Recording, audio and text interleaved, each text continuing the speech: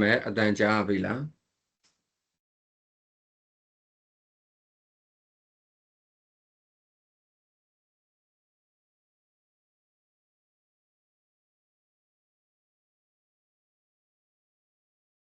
အဲ့တော့ကျွန်တော်တို့အတန်းဆိုင်အောင်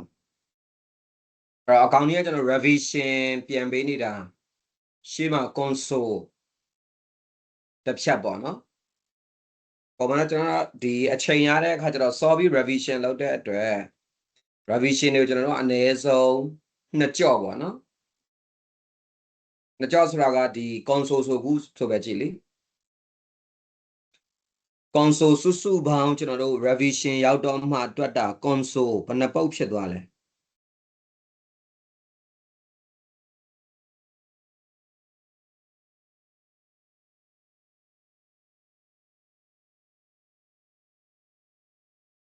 revision ရောက်မှစနေနေ့ဟိုက်ထက်ပြောနေနော်စနေနေ့ဟာတွေမပါဘဲနဲ့ကျွန်တော်တို့လုံးဝဒီ revision စာအုပ်ထဲကနေပဲတင်တာ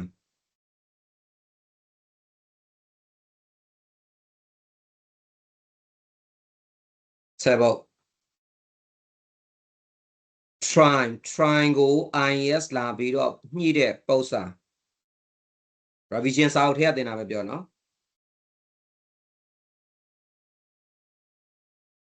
try 5ပုတ်လားဟလားခြားသူတွေ9ပုတ်တယ်နော်အဲ့တော့ပြောချင်တာဒါကကျွန်တော်တို့ကတစ်ချက်တာစာမှတ်မိသွားအောင်လုပ်ပေးလိုက်တာပေါ့နော်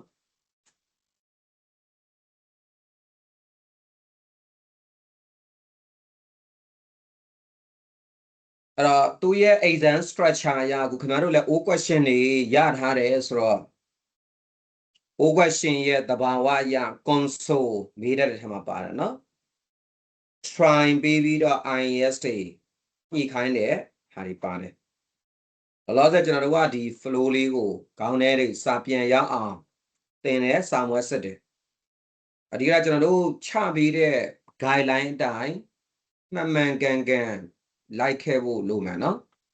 ဒီက exam အောင်သွားတဲ့သူတွေအဲ့ဒါပဲကျွန်တော်အတန်းထဲမှာခဏခဏပြောတယ်ကို control လုပ်နိုင်သလားကို control မလုပ်နိုင်ဘူးကိုယ့်အကိုအစီအစဉ်မချတတ်ဘူးဆိုရင်ကျွန်တော်တို့ပြောတဲ့ control တိုင်းလိုက်လို့ကျွန်တော်တို့ချပေးတဲ့အစီအစဉ်တိုင်းလုပ်အချို့တွေရရှိပါတယ်ဒါကျွန်တော်တို့လူမျိုးမျိုးရှိတဲ့အတွက်ဒီဘက် international subject တွေမှာသင်လဲထုံလေး၎င်းပဲဘယ်လိုလူမျိုးတွေရှိလဲဆိုတော့ဂျားချောင်းတဲ့အုပ်စုပေါ့နော်ကိုလည်း control မလုပ်နိုင်နော်သူများချပေးတဲ့ control တွေ plan တွေတိုင်းလည်းမလိုက်ဘူးအဲ့လိုလူမျိုးတွေကလည်းကျွန်တော်တို့ exam pass မဖြစ်တာကတော်တော်များပါတယ်အဲဆိုတော့တို့ practice အားနေတာပေါ့နော်စာအုပ်ကိုနားလဲတော့လေးကြည့်မယ်နော်ဒီတိုင်းလေးပဲလုပ်မယ်ဆိုရင်စာမွဲခန်းမှာတော်တော်လေးဒုက္ခရောက်ပါတယ်နောက်ကျွန်တော်တို့ accounting တစ်ခုတည်းစာရနေလို့လည်းမပြီးပါဘူးเนาะ accounting ရဲ့ costing audit ရဲ့เนาะကျွန်တော်တို့ကဒီ handjet ညီနေတော့မှ module တစ်ခုလွတ်တာเนาะအဲ့ဒါကျွန်တော်တို့စာတွေမှာဒါတွေလည်းသတိရဖို့လိုပါတယ်လောလောဆယ်ဒီ accounting ဆိုတဲ့ shootout ကပြောရင်တော့ console try ဒါတစ်ချက်ကျွန်တော်တို့က iPad ကိုတွားနေတာအခုဒီစနေနေ့လာတက်တဲ့သူတွေဆိုရင်စနေနေ့အချိန်ရရင်လည်းကျွန်တော်တို့ကအမြဲတမ်းတက်ဖို့ recommend လုပ်တယ်။ကိုကျွန်တော်မြင်ရဆိုစနေနေ့လာတက်တဲ့သူတွေဆိုရင် audit တော်တော်လေးရနေလောက်ပြီ။မရရင်တော့မှစာတွေကိုတော်တော်ကြီးကိုရင်းနှီးနေပြီ။ तू ကြက်ရင်သူ့တော့မခက်တော့။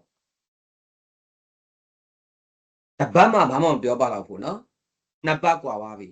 ။သုံးပတ်လေးပတ်တစ်လဆိုกว่าပါပြီ။အခုစနေနေ့စတင်ပြီးကြတဲ့ကမှန်မှန်ကန်ကန်တောက်လျှောက်လာတဲ့သူတွေဆိုရင်တော်တော်ကိုအည်သွေးတစ်ခုကကွာပါပြီဘယ်စာဘာလဲဆိုတာလဲသိပြီးစာတွေရဲ့ချိတ်ဆက်မှုအားလည်းကောင်းပါပြီကွာလာလိမ့်မယ်အကောင်ကြီးဆိုလဲထူလေးကောင်းမယ်အကောင်ကြီးဆိုလဲကျွန်တော်တို့စနေနေ့မှာပြန်တွက်တယ်တချို့တွေကလည်းတွေးကောင်းတွေးမှာဟာသင်ပြီးသားစာတွေ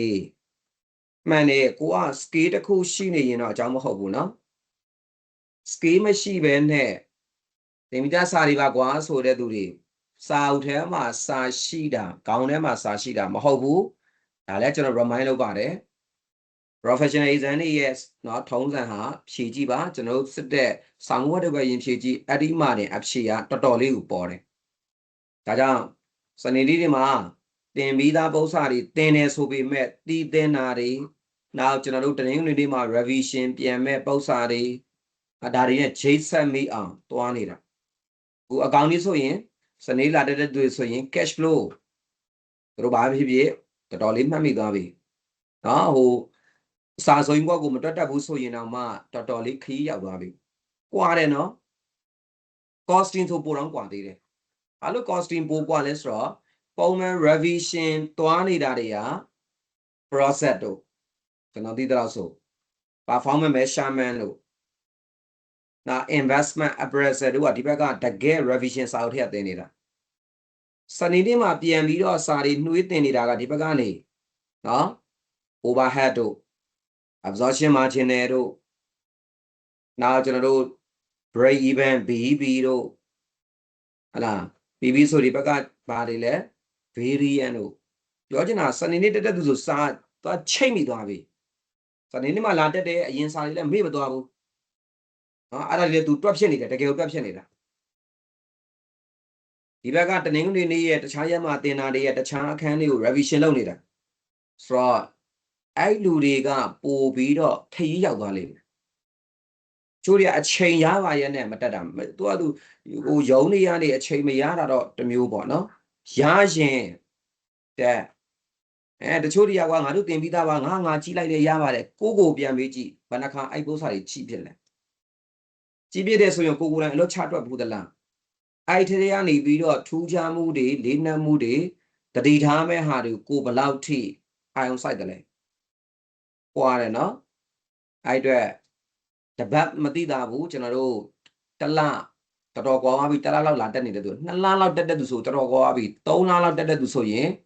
exam အောင်ဖို့အတွက်စာကြည့်တဲ့နေရာမှာတော်တော်ကွာသွားပြီနော်ဒါလေးတွေကျွန်တော်တို့ remind လုပ်ချင်တယ်ဘာလို့လဲဆိုတော့ဒီစနေနေ့စတင်တဲ့ရက်တွေတုန်းကလူတော်တော်လေးများတယ်နောက်ပိုင်းရက်တွေမှာလူတွေတိတ်ပြီးတော့မရှိဘူးပေါ့နော်ဒါတွေဟာကျွန်တော်တို့တချို့တွေတွေးကောင်းတွေးမှာပေါ့ငါတို့စာအုပ်ထဲကဟာတွေပဲပြန်တင်တာပါနော်အဲ့တော့ round attitude တွေမဖြစ်ဖို့လိုပါတယ်နော်အစာအုပ်ထဲမှာပဲစာရှိတာခေါင်းထဲမှာစာရှိတာမဟုတ်ဘူးနော် practice တချို့တွေခုချိန်ထိ revision ကာလအထိရောက်နေပြီထပ်ပြီးကြုံလို့တတိပြီးတွက်ပြတာပဲလိုချင်တဲ့သူတွေတတိထားပါအတန်းထဲမှာအဆင်ပြေလိမ့်မယ်နော်စာမွဲဖြစ်ရင်အဆင်မပြေဘူးအောင်စင်းထွက်တဲ့နေ့အဆင်မပြေပါဘူးတချို့ဟာတွေဒီကိုယ်တိုင်တွက်တတ်ဖို့လိုတယ်မမေးပါနဲ့ professional exam ကိုအောင်ခြင်းနဲ့စိတ်မကုန်လို့ဖြေခြင်းနဲ့ဆိုရင်နော်ကိုချီကိုလက်နဲ့တွက်တတ်အောင်လုပ်ပါနံပါတ်1တွက်တတ်တယ်တချို့တွေရှိတယ်တွက်တတ်တယ်ကိုတွက်တတ်တယ်တွက်တိုင်းလွဲတဲ့လူတွေရှိတယ်ခဏပြောတယ်နော်တွက်တတ်တယ်တွက်တိုင်းလွဲတယ်မအောင်ဘူးနော်အဲ့ဒါမျိုးလူတွေကလည်းတော်တော်ကြီးကိုအားနေချက်တွေကိုပြင်နိုင်မှအောင်ပါတွက်တိုင်းလွဲတာဘယ်အချိန်မှသိလဲစာမပွဲစစ်တော့မှသိတယ်ကိုတွက်နေတော့ဟုတ်နေတာပဲစာမိုးမှာကိုမသိတာလေးတစ်ချက်နှစ်ချက်ပါနေပြပြီးတော့တွက်နေကြဟာတော့မမှန်တော့ဒီကကျွန်တော်တို့ကအတန်းတွဲမှာစာမွဲစစ်ပေးတယ်ဆိုတာဒီအဲ့ဒါအခုဆိုရင်စာမွဲဖြည့်တဲ့ရက်ဆိုလဲထိုးနေလကောင်းမယ်မလာဘူးကျွန်တော်တို့ကစာမိုးပွဲနဲ့ဆုံးဖြတ်တဲ့ကိစ္စကြီးလေစာမိုးပွဲကိုပတ်ပြေးနေရင်ဘာဖြစ်မလဲအပြင်မှာမှားမှကြောက်နေလို့မရဘူးနော်အပြင်မှာမှားမှကြောက်နေလို့မရအပြင်မှာမမှားရင်မမှားမယ် final exam မှာမှားမယ် final exam မှာမှားရင်result မကောင်းတော့နော်ဒါဒီစာဝက်ဖြည့်တာဟာဘာနဲ့တူလဲလူတွေလိုပဲနော်ဘာမှမလုပ်တဲ့သူကဘယ်တော့မှအမှားမရှိဘူးနော်ဘာမှလည်းဖြစ်မလာဘူးဟလာဒါကြောင့်တချို့ဆိုတခုခုဆိုလောကကိုင်းမှာတွေးကြောက်တယ်တွေးပူတယ်နော်ကိုဒီလူတွေအနေနဲ့ပြောရင်ဟိုလို့ဆိုလည်းမလုပ်ရဲဘူးဒီလို့ဆိုလည်းမလုပ်ရဲဘူးမှားမှာဆိုလို့လွဲမှာဆိုလို့နော်အဲ့ဒါမျိုးလူကလည်းဘာမှလည်းအမှားမရှိဘူးဘာမှလည်းဖြစ်မလာဘူးကျွန်တော်တို့စာမိုးမှလည်းထုံနည်း၎င်းမယ်နော်စာမွဲဖြည့်ရင်မှားသွားမှဆိုတယ်ကြသွားမှကြောက်တယ်နော်ကိုအားနဲ့ချက်တွေပေါ်သွားမှကြောက်တယ် no ကျွန်တော်တို့အဓိကကိုအားနေတာကိုသိရင်ငါပြင်ရမယ်ဆိုတာဘာတွေလိုနေသေးတယ်နော်ဘာတွေဘယ်လိုလုပ်မှရမယ်အဲ့တော့စာမွဲတွေစိတ်ရှင်လဲမှန်မှန်ကန်ကန်ဝင်ဖြည့်ပေးဖို့လိုပါတယ်အဲ့တော့အဲ့ပြဿနာတွေရှိတယ်ဒါကျွန်တော်တို့ပြီးတော့ဘယ်အချိန်မှာဘာလုပ်ရမလဲဆိုတာတိုင်ပင်မှန်ဖို့လိုတယ်တကယ်ဆိုရင်ကျွန်တော်တို့အခု ဒီရန်ကုန်မှာရှိတဲ့သူပဲဖြစ်ဖြစ်နယ်မှာရှိတဲ့သူတွေပဲဖြစ်ဖြစ်တကယ်တော့ကျွန်တော်တို့ကဒါအားစားရမယ့်အချိန်ဖြစ်သွားပြီနော်ကိုအတန်းတက်ရမယ့်ဟာတွေဆိုရင်မှန်မှန်ကန်ကန်ကိုဟာမရောက်အောင်တင်တန်းချိန်တွေကိုစူးစမ်းပြီး try လုပ်ရမှာကျွန်တော်တို့ April လထက်မတွက်နဲ့တော့ခင်ဗျားတို့ကြားထဲမှာ2လပဲရှိတော့တယ်မေရဲ့ဂျွန်ရဲ့နော်အဲ့တော့အဲ့ဒီမှာကျွန်တော်တို့ဘယ်သူတွေကအချိန်ကိုကောင်းကောင်းသုံးချမလဲကျွန်တော်တို့ပြောတဲ့ instruction တိုင်းဘယ်သူတွေကောင်းကောင်းလုပ်မလဲဒါတွေစကားပြောပါလိမ့်မယ်ခုအကောင့်ဒီမှာ IES ဘက်ကိုသွားရအောင်ဒါဘာလို့ကျွန်တော်ဒီရားထဲမှာ console နဲ့ try နဲ့သွားနေပြီးသားအခု IES တွေဘက်ကိုသွားရအောင် IES တွေကလည်းခုနောက်ပိုင်းမှာမေးလာတာဆိုတော့မကြည့်လို့မရပြန်ဘူးเนาะအဲ့တော့အရင်ဆုံးကျွန်တော်တို့ IES ပုံစံတွေအဲ့တော့ IES ပုံစံတွေမှာ IES 16ကြည့်အောင် IES 16ကိုဒီ IES 16နဲ့ပတ်သက်ပြီးတော့ O question တွေမှာလည်းမေးထားမှုတယ် O question တွေမှာမေးတာဒီလောက်မခက်ဘူးသူအခုကျွန်တော်ဒီမှာပြောတဲ့ဟာတွေကိုကောင်းကောင်းနားလည်မလားကြည့်အဲ့ဒါနားလည်ရင် CPA O question မှာမေးထားဖို့တဲ့ IES 16 initial measurement ကိုယ်တိုင်ကြည့်လို့ရပြီအဲ့တော့ဒီဘက်ကဟာလောက်ကိုမခတ်သွားဘူးမေးတာကြည့်ကြည့်အောင်အဓိကဒီပု္ပ္ပစာတွေကပါမှာမို့လို့သင်တာမဟုတ်ဘူးသဘောတရားတွေကိုတေချာသိရအဲ့တော့စာမျက်နှာ60 61အားလုံးအစင်းသစ်ဖြစ်ဖြစ်ဆိုမေးခွန်း require မှာကြည့်ပြီနော်အဲ့တော့မေးခွန်းမှာ compute ဆိုတာတွက်ထုတ်ခိုင်းတာ calculate နဲ့အတူတူပဲနော် carry value of factory carry value ဆိုတဲ့အတွက် cost ထဲကနေ accumulated depreciation နှုတ်ပြီးသားအဓိကသူမေးတာတော့ statement of financial position မှာပေါ်မယ်ခင်ဗျ date က31ရက် March 2010အဲ့ဆိုရင် reporting subject တွေမှာစရင်ပိတ်တဲ့နေ့သိပြီအဲ့ဆိုသူရဲ့နှစ်စာ date ဒီ 1st April 2009အဲ့ you should support it supporting ပေးတဲ့ your computation မင်းရဲ့တွက်ထုတ်မှုတွေကို appropriate explanation သင်တော်တဲ့ရှင်းလင်းချက်တွေနဲ့ပြောချင်တာစာတွေလေးတွေမှာထည့်ရေးခိုင်းတာပေါ့နော် amount you include အဲ့ဒီ amount တွေဒီပါသင်းတယ် cost of factory အဲ့ဒီ factory amount မှာဘာလို့ထည့်တယ်လဲဆိုတာရှင်းပြပြီးတော့နောက်ပိုင်းမှာတွက်တဲ့ subsequent depreciation တွေနဲ့လည်းပတ်သက်ပြီးတော့ကဲကြည့်ကြည့်အောင်အဲ့တော့မိကုံပေးထားချက်မှာ omega တည်တဲ့ prepare လုပ်တယ် financial statement တွေကိုဆွဲပါတယ်တဲ့ဘာနဲ့အညီဆွဲလဲဆိုတော့ IFRS နဲ့အညီစာဖတ်တဲ့ speed ကိုမြန်ဖို့လိုပြီနော် 2 year period ended အဲ့တော့2နှစ်တာကာလကုန်ဆုံးတဲ့2010အတွက် the following events တွေဒီ August နော်အောက်ဖော်ပြပါအတိုင်းဖြစ်ခဲ့ပါတယ်တဲ့ October 2008တတိယကကျွန်တော်အပမာစဉ်းစားပြီးသားသူက March တော့သူက April 2009က April တော့မဟုတ်ဘူးမေခွန်းကြီးက October ကလေးကနော်2008ထဲကအဲ့မှာ Omega တည်တဲ့ began construction of new factory အဲ့တော့ IS 16မှာကျွန်တော်တို့သင်ခဲ့ဘူးတာတွေကဘာရှိလဲဆိုတော့ဒီ initial measurement သူသဖြင့် calculation မှာ initial measurement မှာကျွန်တော်တို့ကဝယ်ပြီးသုံးတာရဲ့တီဆောက်ပြီးတော့သုံးတာရဲ့အဲ့တော့ construction ဆိုတဲ့အတွက်တီဆောက်ပြီးတော့သုံးတာCB မေကွန်ဟောင်းမှာခင်ဗျားတို့ရထားတဲ့9နှစ်စာမေကွန်ထဲမှာတပုတ်ရှိတယ်အဲ့လိုမျိုးတီဆောက်ပြီးတော့သုံးတဲ့ပု္ပ္ပစာပေါ့နော် Okay အဲ့တော့ cost relation to the factory အဲ့ factory နဲ့ပတ်သက်တဲ့စရိတ်တွေ amount ပြီးတော့300လုံးပေးထားတယ်purchase of land နဲ့မြေကြီးဝယ်တယ်တဲ့ waste to bid အဲ့ဒီပေါ်မှာ factory ဆောက်မှာဒါဆိုကျွန်တော်တို့ကမြေကြီးဝယ်တယ်အဲ့ဒီပေါ်မှာစက်ရုံဆောက်မှာဒါဆိုရင်ဒီမြေကြီးတည် asset or expand တော့အတိအသာကြီးပဲသူပါလဲ asset ပေါ့နော်ဒါတွေက lecture တွေမှာတည်းကကျွန်တော်တို့ဒီသဘောတဘာဝတွေကပြောခဲ့ပြီးသား Now cost of laboring မြေညှိတဲ့စရိတ် prior to beginning construction မစခင်ဒါတော့မှကျွန်တော်တို့ကတစ်ခါလေးမှာမြေဝဲတယ်မြေဝဲတယ်ဆိုရင်ဒီမြေကြီးနဲ့ပတ်သက်ပြီးတော့ပိုင်ဆိုင်မှုအရှုပ်ရှင်းတွေဖြစ်မှာဆိုတယ်အဲ့တော့ရှိနေတို့ဘာလို့ကျွန်တော်ခေါ်ရမယ်စာချုပ်တွေချုပ်မယ်အယောင်ဝယ်ကိစ္စတွေမှာသူ့ကိုဝင်ပြီးတော့ဆောင်ရွက်ခိုင်းမယ် legal fee တွေရှိတယ်တကယ်လို့များမိကုန်းကကိုယ်လဲရောက်တော့မှ legal fee တာပါလာခဲ့သည်ရှိတော့ asset expense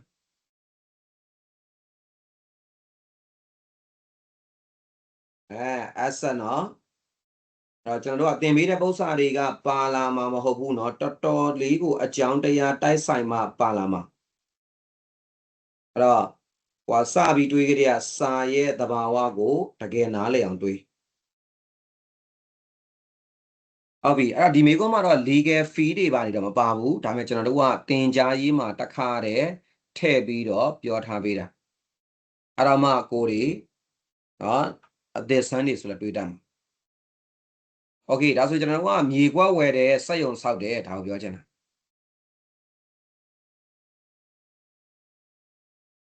ဒါဆိုရင် cost of material normal lecture ဒီမှာတော့ဘာပြောဘူးလဲဆိုတော့ဝယ်ပြီးဆောက်တယ်ဆိုရင် material ရှိတယ် labor ရှိတယ် overhead ရှိတယ်အဲ့တော့ကျွန်တော်တို့ material တဲ့ need to construct factory ဆောက်ဖို့ပါတဲ့ဒါပေမဲ့သူက nose 1ကိုညွှန်းတယ်နော် manly employment manly ဆိုတဲ့အဓိပ္ပာယ်ဒါဒီစကားလုံးသိရမယ် manly ဆိုတဲ့အတွက်တလဒါဆိုရင် construction study ကိုပေးရတဲ့စရိတ်ဒီ900ပြောချင်တာတလကို900လို့ပြောတာဒါဆိုရင် concept ဒီကိုဒီတိဆောက်ရှင်ဘယ်လောက်ကြာမလဲ2လကြာရင်2လစာထည့်ရမှာ3လကြာရင်3လစာထည့်ရမှာဒါမျိုးတွေကိုကျွန်တော်တို့စာမဝတ်ဒီမှာဒီတိုင်းပဲစမ်းပြီးတော့မေးရင်တချို့တွေကcommon sense မရှိဘူးเนาะဘာမရှိလဲဆိုတော့900တွေ့တယ်မလား900ကောက်ထည့်လိုက်တယ်တကယ်ဆိုရင်သဘောတရားသည် monthly ဆိုတဲ့အတွက်ဒါတစ်လစာငါတို့ဒီဆောက်ရေးကာလဘယ်လောက်ကြာတစ်လ900ကုန်မှာ2လဆို1000ကုန်မှာ3လကြာရင်1500ကုန်မှာအဲ့လောက်တောင် common sense မရှိတာမျိုးတွေတွေ့ရတယ်เนาะCB ဖြစ်တဲ့သူတွေမဖြစ်တဲ့သူတွေရဲ့ဂျာမှာအဲ့လောက်အထိအခြေခံလေးတွေတောင်ကွာတယ်တချို့အရာကိုလိုအပ်ချက်ကိုဖြည့်မှရမှာเนาะကျွန်တော်တို့ကတော့ကြုံတိုင်းတော့သတိပေးတာပဲ now monthly amount other overhead အဲ့မှာအရေးကြီးတဲ့စကားလုံးဒီ directly ဆိုတဲ့စကားလုံးဒါလည်း exam တွေမှာ brainstorming လုပ်လို့ကောင်းတဲ့ထဲမှာသူတို့ပါတယ်ဘာလဲဆိုတော့ကျွန်တော်တို့က overhead တွေဆိုဓာတ်ရိုက်ကုန်မှထည့်မှာဓာတ်ရိုက်မဆိုင်ရင်မထည့်ဘူးเนาะconcept ကိုတွေးရမှာအဲ့ဒါတချို့မေးခွန်းတွေက allocation တို့ absorb လုပ်တယ်တို့ general ကုန်တယ်တို့အဲ့ဒါဆိုရင်ကျွန်တော်တို့ကဒါထည့်လို့မရဘူးအဲ့တော့ဒီမေခွန်းဟောင်းတွေမှာဒီသဘောတရားတွေရှိတယ်ကျွန်တော်တို့ normal lecture တွေမှာသင်ပြီးသွားတဲ့ပု္ပ္ပစာတွေမှာပြောတာပဲဒါပေမဲ့စာကြည့်တဲ့အခါမှာ concept ကိုကြည့်တဲ့သူနဲ့เนาะဒီတိုင်းအပေါ်ယံလေးကြည့်တဲ့သူရှိတယ်တချို့တွေကလည်းရှိသေးတယ်တွက်ပါများလို့ပု္ပ္ပစာတွေအဖြေလွတ်တောင်ရတယ်ဒါမှမဟုတ်စာမွဲဖြေခိုင်းရင်အောင်လားမေးတော့မအောင်ဘူးဒါမှလည်းရှိတယ်တချို့ကတကယ်စာလုပ်တယ်เนาะဒါကိုတတိထားမယ်ကိစ္စတွေနားလေလားမေးတော့နားလေတယ်တွက်တက်လားတွက်တက်တယ်အဖြေတွေတောင်လွှဲရတယ်ဒါပေမဲ့ MC မေခွန်းချပေးရင်သူဘယ်တော့မှအဆင်မပြေဘူးအဲဆိုကိုကတတ်နိုင်တယ်လို့ကိုကပြန်ပြီးတော့เนาะတီတီငင်ငင်နဲ့ကိုမှန်တင်တာတွေမှန်တော့ဖို့လိုတယ်exam မေခွန်းဒီမှာ brainstorming လုပ်မှာဒါတွေပဲdirect ဆိုတဲ့အတွက်ဒါ asset တွေထည့်မှာเนาะ now payment to external advisor ဘာနဲ့ပတ်သက်ပြီးတော့လဲဆိုတော့ construction တိဆောက်ရေးနဲ့ပတ်သက်လို့ကိုမလုပ်တတ်ဘူးเนาะအဲ့ဒါဒီအဆောက်အဦ design ပေါ့เนาะဘယ်လိုဆောက်ရမလဲသူတို့နဲ့တိုင်ပင်ဆွေးနွေးရမယ်အဲ့တော့သူတို့တွေကဘာနဲ့သွားပြီးသဘောတရားတူလဲဆိုတော့เนาะကျွန်တော်တို့ professional fee ပေါ့ဒီမှာတော့တိဆောက်ရေးပါညာဆိုတော့ဒီ architect တို့ဘာတို့ပေါ့เนาะ ဒါမျိုးတွေရှိနေတယ်လေအစာအုပ် design เนาะအစာအုပ်စောင့်မယ်ဆိုရင်ဘယ်ပုံစံနဲ့စောင့်မလဲအစာအုပ် design သူဒီဆွဲမယ်ဒီသဘောတရားတွေပေါ့ဒါတွေကဓာတ်ရိုက်ကုန်တာဖြစ်တဲ့အတွက် asset ထဲပဲသွားမှာအဲ့မှာသူက income from temporary use part or sign အဲ့ဒီ site ရဲ့ part ဒါဆိုပြောချင်တာအဲ့ဒီမြေကွက်ကြီးရဲ့တချို့အစိပ်ပိုင်းတွေကို temporary use ခဏတစ်ဖြုတ်သုံးတယ် as ဘာအနေနဲ့လဲဆိုတော့ car parking အဲ့ construction ကာလမှာတချို့မြေနေရာတွေကမဆောက်သေးဘူးပေါ့နေရာတွေအားနေတဲ့အခါကျတော့ car parking ငှားစားထားတယ်car parking ငှားစားတော့ဝင်ငွေရတယ်250အဲ့ဒီဝင်ငွေဒီ other income အနေနဲ့ပဲသွားမှာเนาะ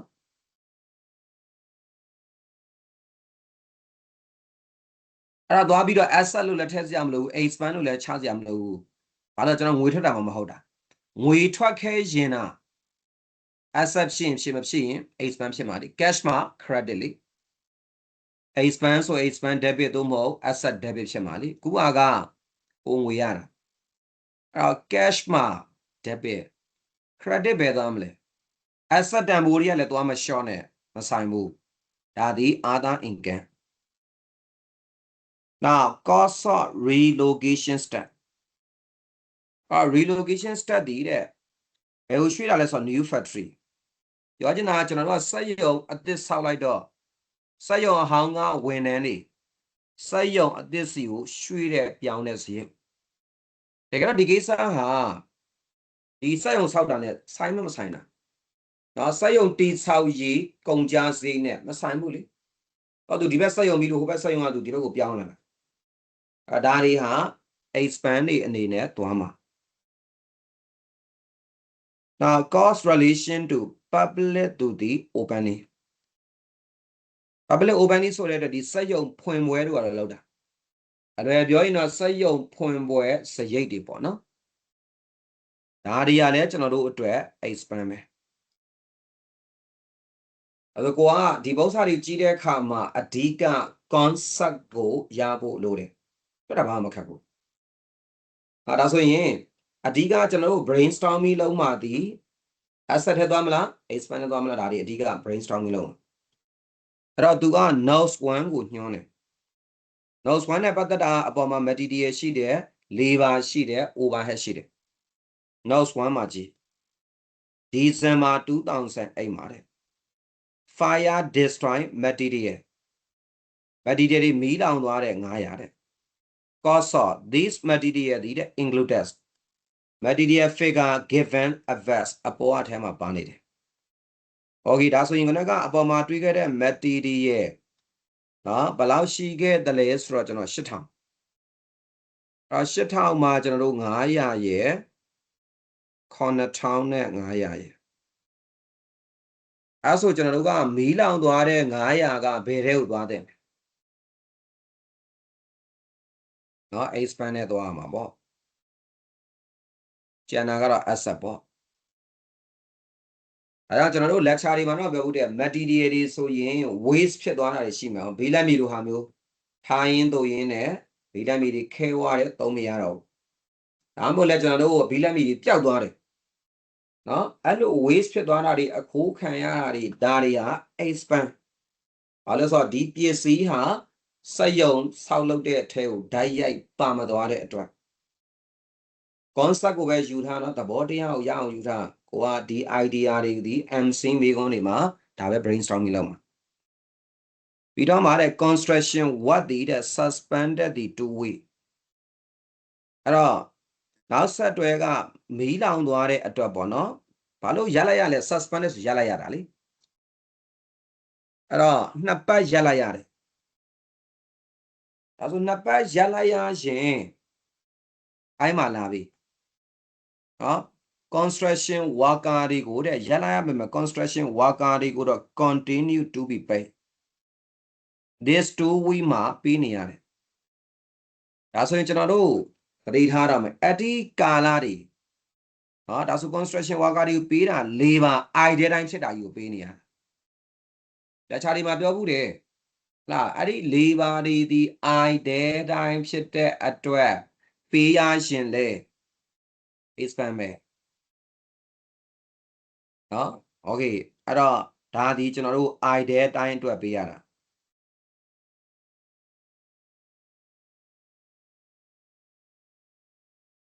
အဲ့အတွက် expand ပဲသွားမယ်ပြီးတော့တဲ့ other additional overhead additional ဆိုတဲ့အတွက်တတိထားအပေါ်ကဟာမဟုတ်ဘူးသူစကလုံးမှာနော်နောက်ထပ်ထပ်ကုန်တဲ့ overhead လို့ပြောတာအပေါ်က directly overhead ကိုပြောတာမဟုတ်ဘူးနော်အဲ့ဒီနောက်ထပ်ကုန်တဲ့4000သူလည်း expand ပဲသွားခြင်းနော်အပေါ်မှာတော့မပါနေဘူးဒါပေမဲ့သူဒီသွားမယ်ဆိုဒီ4000ကလည်း expand ပဲသွားဘာလို့ဒီဝန်ထမ်းတွေကိုနားထားတဲ့အချိန်မှာပေးနေရလဲဆိုတော့တဲ့ keeping construction site disruption temporary cessation of construction construction ခဏတစ်ဖြုတ်ရပ်ထားတဲ့အချိန်မှာဒီဝန်ထမ်းတွေဒီအလုပ်သမားတခြားစီရောက်မသွားအောင်လို့တခြားစီရောက်သွားရင်ကျွန်တော်တို့ကို project ကြီးကမပြီးတော့ဘူးလေအဲ့အတွက်လုပ်ငန်းကအနစ်နာခံပြီးတော့ပေးထားတယ် okay ဒါဆိုရင် overhead မှာလည်းပြဿနာရှိတယ်ဘာလို့ပြဿနာရှိလဲဆိုတော့ overhead ကလည်း monthly ပဲပေးထားတာလေနော်ဒါဆိုကျွန်တော်တို့ကအခုချိန်ထိဒီဆောက်ရေးကာလစီ1လနဲ့ပြီးမလား2လနဲ့ပြီးမလား3လနဲ့ပြီးမလားဆိုတာမေးခွန်းကအခုချိန်ထိမသိသေးဘူးဆိုတော့ကျမ်းပြန်တာသိထားပြီ notes 2ကိုတခါတည်းကြည့် notes 2မှာ construction of factory ဒီတဲ့ completed ဒီ28ရက် February မှာပြီးပြီ okay ဒါဆိုသိပြီအဲ့တော့ကျွန်တော်တို့စတင်ဆောက်တာကအောက်တိုဘာ2008အခုပြီးသွားတာက28ရက် February အပြောတိဆောက်ရေးကာလဒီဘယ်လောက်ကြာသွားလဲ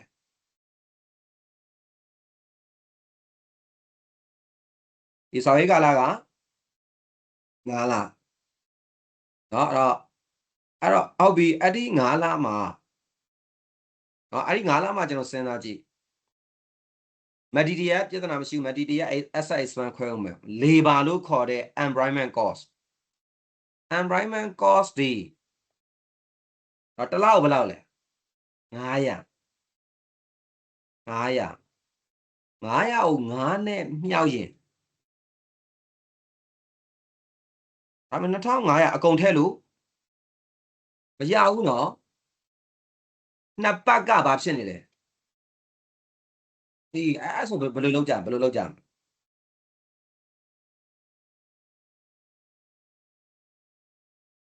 နော်2250နန်းရတယ်နော်တစ်လားကို900ဒီဆောက်ရေးကာလက9လ2500အဲ့2500အကုန်လုံးဘယ်ကိုသွားခွင့်မရှိဘူးလဲ asset ထဲသွားလို့မရဘူးเนาะကိုမြင်အောင်ဆိုရင်ဒီလိုကြည့်ပေါ့250 expand ဖြစ်ပြီးတော့ဘယ်လောက်ကလဲ2250က asset အဲ့လိုဖြစ်သွားမှာเนาะ overhead ဆိုရင်ရောတစ်လားကို200နဲ့9လားဆိုတော့ဘယ်လောက်လဲ1000ကိုပြန်ခွဲ100နဲ့900နဲ့100က expand 900က asset ရမယ်เนาะသူကအဒီ idea ကိုပေးခြင်းအဲ့တော့ကိုကပု္ပ္ပစာတပုတ်ကိုချင်းကတ်တဲ့အခါမှာဒီလိုတီဆောက်တဲ့လုပ်ငန်းဆိုရင်ကျွန်တော်တို့ကတီးကြတဲ့ exam တွေရဲ့ technical လှည့်ကွက်တွေအရာခဏကနော် environment cost တို့ overhead တို့ကိုသူက monthly ဒီလိုပေးထားမှာဘာလို့လဲဆိုတော့ तू ကမေခွန်းမှာဒီဆောက်ရေးကာလနဲ့ချိတ်ထားခြင်းလို့3လကြာရင်3နှစ်မြောက်4လကြာရင်4နှစ်မြောက်5လကြာရင်5နှစ်မြောက်အဲ့ဒါကိုမှဒီမေခွန်းမှာအဓိက suspended ရပ်ထားရတယ်ဟုတ်ပြီအဲ့ဒါဒီဘက်က borrowing cost တွေပါတယ်မပါသေးလို့အောက်မှာပါသေးတယ် तू က borrowing cost ပါလာရင် IAS 23နဲ့ချိန်လိုက်ပြီနော်အဲ့လို asset တီဆောက်နေစဉ်အတွင်းမှာပတ်စံ ချီထားတဲ့အတိုးပေးရရင်ဘယ်ကိုပဲသွားမယ်လို့သင်ထားဖို့လဲ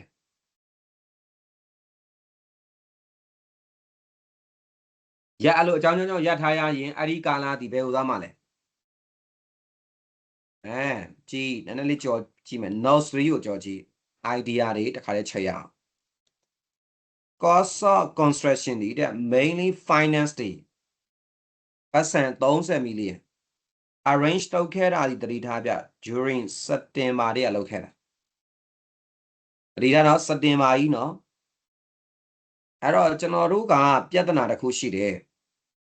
နော်ပတ်စံချီးတာက September construction စတာဘယ်တော့မှစလဲအဲ့ဒါဆိုကျွန်တော်တို့ကပတ်စံချီးတော့အတိုးကတော့ September တည်းကပေးရပြီနော်အဲ့တော့ဒါပေမဲ့အဲ့ဒီအတိုးဒီ asset ထဲကိုစပြီးသွားမှာကဘယ်လကနေစသွားတဲ့အောက်တိုဘာကနေစပြီးသွားမှာဟုတ်ပြီအဲ့ဒီမှာတတိထားရမှာက IAS တူဒီ23အရာဆိုရင်နော်အဲ့ဒီစတင်တိဆောက်တဲ့ကာလကနေ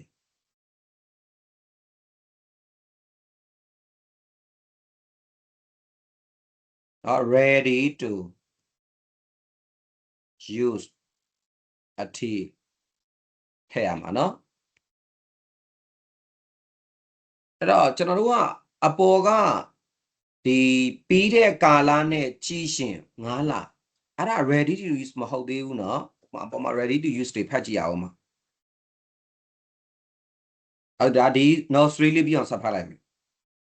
effective interest rate ဒီ 8% proceed investment prior to အဲ့ဒီရလာတဲ့ချီးငွေကိုတဲ့ invest သွားလုပ်ထားလိုက်တယ်need to finance construction မှာငွေမလိုခင်ဒါကြောင့်ဒီနှစ်ကုန်မှာ temporary investment လုပ်ထားတဲ့အတွက် income 300ပြန်ရတယ်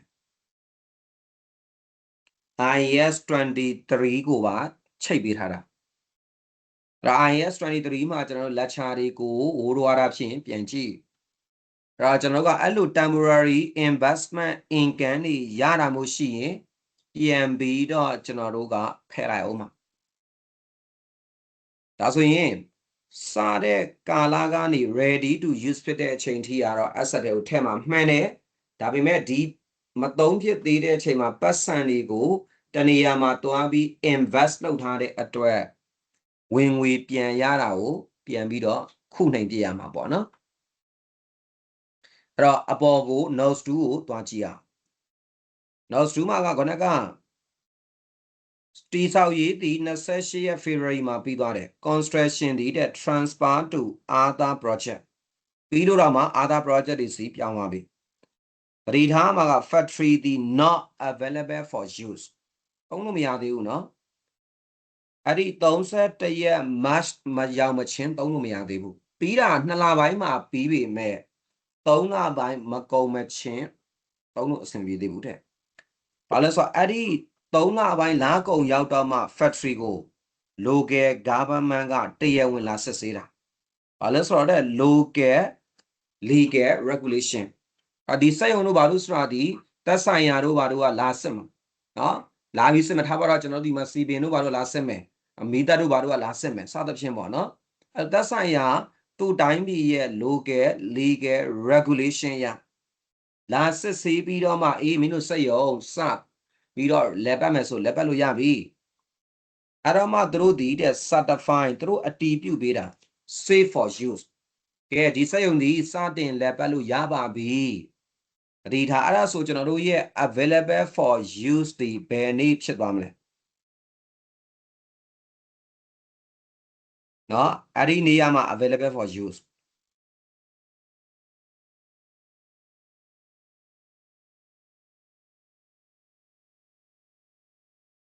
ပြီးတော့မှ factory ဒီတဲ့ not brought actually brought into use ဘယ်အထိမသုံးဖြစ်သေးဘူးလဲ31ရက်မေမရောက်မချင်းမသုံးဖြစ်သေးဘူးအဲ့ဒါဒီတဲ့ public opening ceremony လုပ်ပြီးနောက်အဲ့တော့ဒီပု္ပ္ပာမှာ date 3ခု idea ကိုထည့်ထားတာပြီးတဲ့နေ့က2လပိုင်းဟိုကအစိုးရကလာစစ်ပြီးတော့ကဲမင်းတို့3ချင်3လို့ရပြီဆိုတဲ့နေ့က31ရက် March လုပ်ငန်းကတကယ်စ3ဖြစ်တာကတော့ဘယ်တော့မှစ3ပါလဲအမှန်တကယ်စ3ပါအမှန်တကယ်စ3မဲ့နေ့အဲ့တော့ဒီမှာကျွန်တော်ဘယ် concept ကိုလာချိတ်လဲဆိုတော့ IS system မှာ division ရှော့ရင်ဘယ်ကနေစရှော့ရမယ်လို့ lecture ဒီမှာပြောဘူးလေ ready for use တနည်းအားဖြင့်ပါလေ available for use နော်အဲ့တော့ကျွန်တော်ဘယ်နည်းကနေစရှော့ရမှာလဲဒီပု္ပ္ပစာရဆို date ပြောဘယ် date လဲတတိထားနော်Okay ဒါဆိုကျွန်တော် 31st March 2009ဆိုတော့အဲ့ date ကမပါတော့တနည်းအားဖြင့် 31st March 2000 1st April 1st April 2010ကနေစရှော့မှာနော်2009လားဟလား2009အဲ့ဒါဆိုကျွန်တော်တို့အခုစရင်ပိတ်တဲ့ကာလနဲ့ဆိုပါလားကွက်တီပဲတစ်နှစ်ပဲဒါလေးတွေကကျွန်တော်အခြေခံအကြဆုံး concept တွေအဲ့ဒါရဲ့နောက်ဆက်တွဲကကြည့်ဒါဆိုရင်ကျွန်တော်တိဆောက်တဲ့စတင်တိဆောက်တဲ့ကာလကနေကနော် borrowing cost နဲ့ချိန်ပြီစတင်တိဆောက်တဲ့ကာလဆိုတော့ 1st October 2008ကနေ ready to use ဖြစ်တဲ့နေ့ဆိုတော့31ရက် March လ2009သူကဘယ်နှလရှိမလဲ6လဒီလားအဲ့လိုကြည့်ရင်6လဖြစ်သွားအောင်အဲ့ဒါကျွန်တော်ခေါင်းထဲမှာဆွဲမြဲတီးဖို့လိုပါတယ်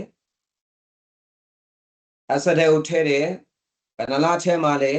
concept ဒီစတင်တိဆောက်တဲ့ကာလကနေ ready to use ဖြစ်တဲ့အထိဒါပေမဲ့6လဆိုပေမဲ့အဲ့ဒီပု္ပ္ပစာမှာဘာပြဿနာရှိလဲခုနကအပေါ်က2ပတ်ရက်ထားတဲ့ပြဿနာရှိတယ်နော်2ပတ်ရက်တဲ့ပြဿနာရှိတယ်ဒါဆိုရင်6လအကုန်လုံးဘယ်ကိုသွားလို့မရဘူးဆက်သွားလို့မရဘူး2ပတ်စာတွက်ပြီးတော့ဘယ်ကိုသွားမလဲ expand နော်အဲ့တော့2ပတ်စာလို့ပြောလဲရတယ်9လခွဲတွက်ချင်တဲ့တွက်ပေါ့အဲ့တော့6လဆိုပေမဲ့ i တဲ့အတိုင်းရှိတဲ့အတွက်6လနဲ့မတွက်နဲ့ဘယ်လောက်နဲ့တွက်မလဲ9လခွဲနဲ့တွက်နော် 5.5 မန်ကိုပြောတာနော်ဟိုက percentage ခောက်ပြီးတော့12ပေါ့နော်စနစ်နဲ့စ 5.5 နဲ့မြောက်အားရကူမှာကျွန်တော်တို့ lecture တွေမှာသင်ပေးတဲ့23 idea အကုန်ပါအောင်နော်သူဒီ temporary investment income ရှိရှင်ဘာလို့ရမှာလဲဆိုတော့အဲ့ဒီပြန်ပြီးတော့နှုတ်ပြအောင်ပါရမယ်နော်နောက်ဆိုကြည့်နောက်4ကကျတော့ depreciation depreciable element of factory မှာတဲ့တန်ဖိုးလျှော့လို့ရနိုင်တဲ့အပိုင်းက building cost ဒီဆောက်ရေးစရိတ်တွေမှန်တာပေါ့သူကမြေကြီးဝယ်တဲ့စက်ရုံဆောက်တယ်မြေကြီးဆိုတာမျိုးကတပင်းလျှော့စရာမလိုဘူး building cost တွေကိုလျှော့ရမှာလေအဆောက်အဦတည်ဆောက်ရေးစရိတ်တွေအဲ့မှာတဲ့ majority of this cost အဲ့ဒီ cost တွေမှာအများစုကနှစ်ပေါင်း40ဒါပေမဲ့ factory ရဲ့ rule စက်ရုံအမိုးတွေကတော့20ကြာပြီးနောက်အစားထိုးရမယ် estimated တဲ့ဘယ်လောက်ကုန်နိုင်လဲဆိုတော့လက်ရှိ current price နဲ့ပြောရှင် 2.4 လောက်ကုန်နိုင်တယ်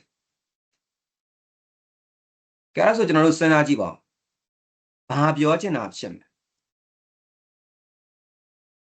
လဲ240တဲ့220ကျွန်တော်တို့ကအဓိက useful လိုက်မတူတာ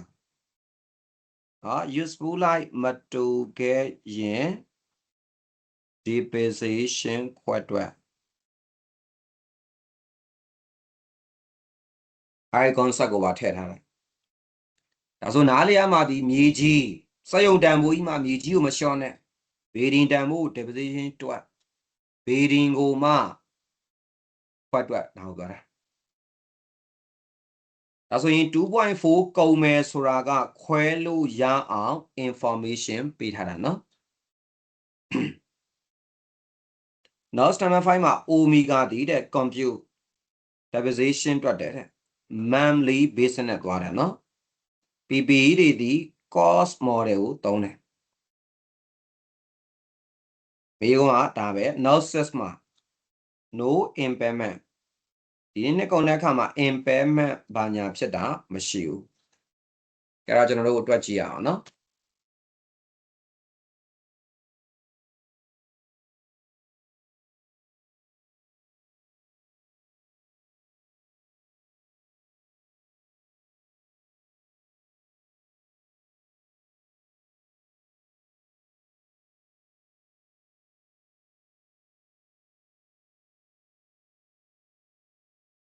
အဓိကကျွန်တော်တို့က concept မိတဲ့ဟာတွေကိုသင်ပေးလိုက်တာသင်စရာပု္ပ္ပစာတွေကတော့အများကြီးပဲအကုန်လုံးရှောက်ပြီးသင်နေလို့လည်းကျွန်တော်တို့အချိန်အဲ့လောက်မရဘူးเนาะဒါကြောင့်သင်ပေးတဲ့ပု္ပ္ပစာတွေပဲချစ်ချစ်လက်လက်နဲ့ concept မိအောင်ကျွန်တော်တို့ကြည့်ပေး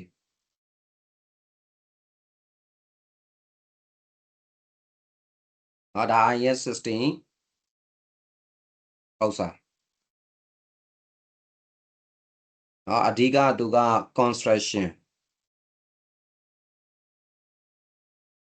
of PPE topic ပေါ့နော်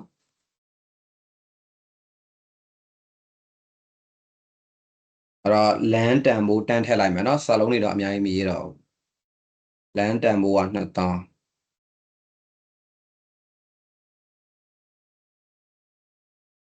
cost source leveling က850material စရိတ်က8000မှာ900နှုတ်9500environment cost environment cost ကတစ်လကို900နဲ့5လတစ်ဝက်เนาะပြန်နှုတ်နှစ်ပတ်စာ2200နဲ့မှ50ကြွပြီးသားတွေမို့လို့เนาะနောက် directly overhead တစ်လကို200နဲ့5လနှစ်ပတ်စာဆိုတော့တစ်ဝက်ပြန်နှုတ်ရင်100 900နောက် payment to external advisor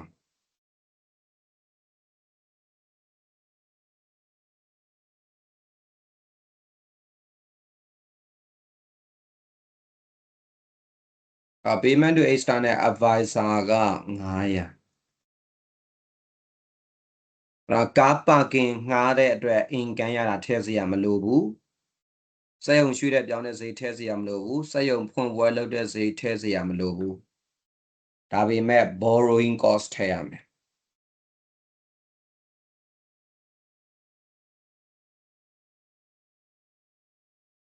borrowing cost ကဘယ်လိုတွက်မှရမှာလဲဆိုပတ်စံချီးထားတာက30ဆိုတော့3000ပေါ့3ညာ3လုံးချိန်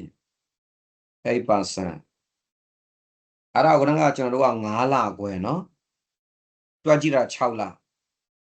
ဒါပေမဲ့ idea တိုင်းကာလရှိနေတဲ့အတွက်9လခွဲအဲ့ထရကနေမှကျွန်တော်တို့ temporary ပြန်ရတာက300တွက်ပေး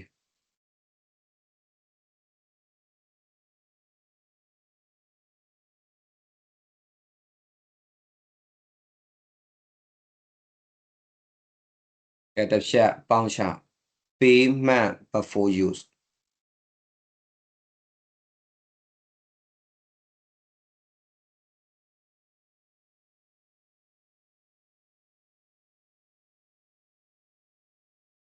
ဒီမေးခွန်းမှာကျွန်တော်တို့ဘာမပါဘူးလဲဆိုတော့ payment after use မပါဘူး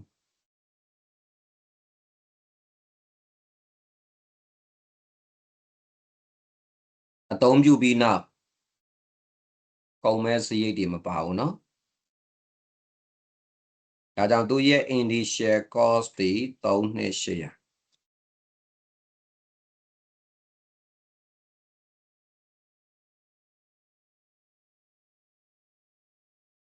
အခုသူကအဲ့ဒီမှာ deposition လျှော့ဖို့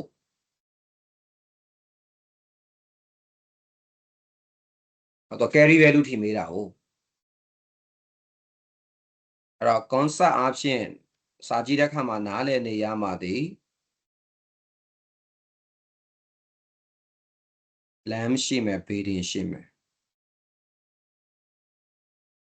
အဲ့တော့ land တန်ဖိုးစစ်ကတော့2000ပေါ့ကျန်တာကိုတော့ bedding လို့ယူဆရမှာပေါ့နော်ဘယ်လောက်ကျန်ခဲ့မလဲ finish ရအဲ့ဒါကိုမှကျွန်တော်တို့ဒီ220နဲ့240နဲ့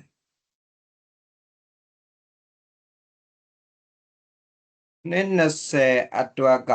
2400သူကပေးပြီးသားနော်240ကျန်တာပေါ့လား13400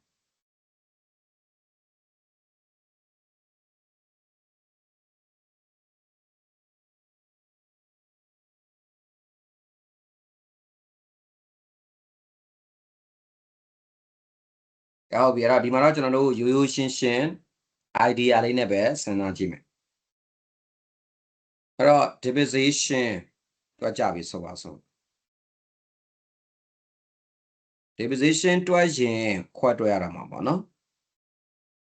ပထမတစ်ပြက်က2400ကို220နဲ့စားတစ်နှစ်ကွက်တိဖြစ်သွားတာနော်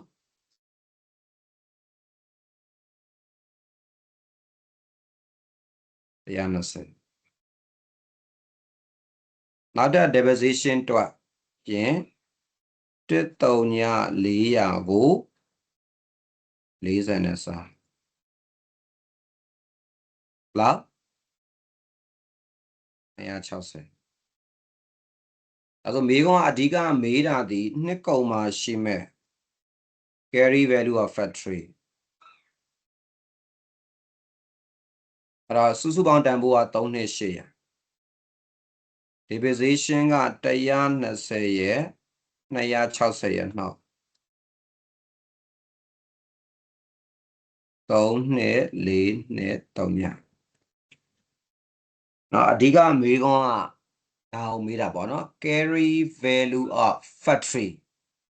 ဘာမှပေါ်မဲ့ဟာလဲဆိုတော့ statement of financial position မှာပေါ်မဲ့အမဟုတ်ပြီအဲ့တော့ဒီမှာသူကဒီကိုတွက်ချက်လိုက်တဲ့ကဏ္ဍတွေနဲ့ပတ်သက်ပြီးတော့ပေါ့နော်စာရေးသင်းတာလေးတွေရေးပါပေါ့အဲ့တော့ဘာလေးတွေကျွန်တော်တို့စာတွေရေးသင့်လဲပေါ့နော် discussion နေနဲ့ဆို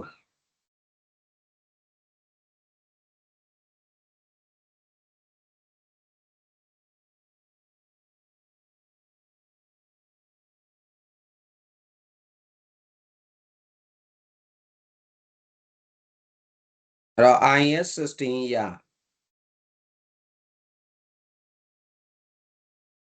asset ready to use ဖြစ်တဲ့အချိန်ထိနော် asset တစ်ခုပေါ့နော်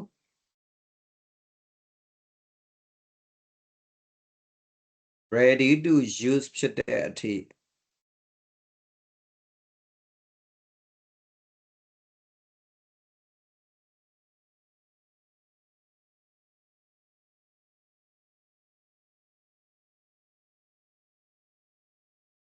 ကုန်ကြခဲ့တော့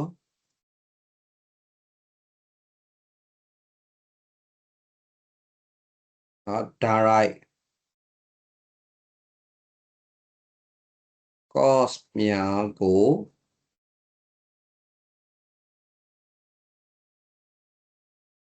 capitalize လုပ်ရမယ်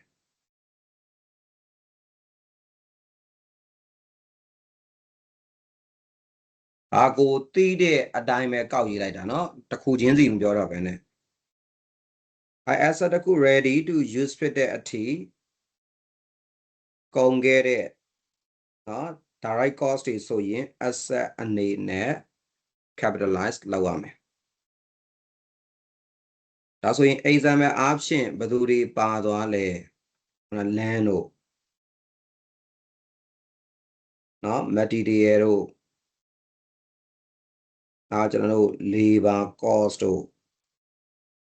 နော်ခဏကကုန်တဲ့ directly overhead တို့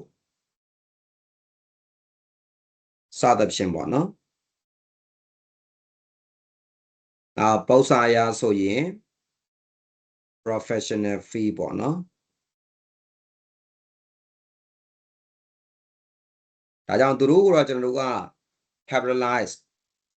တစ်ခါတည်း asset အနေနဲ့ထည့်ပြလိုက်တယ်ဒါဆိုရင် directly မဟုတ်တဲ့စရိတ်တွေဆိုရင်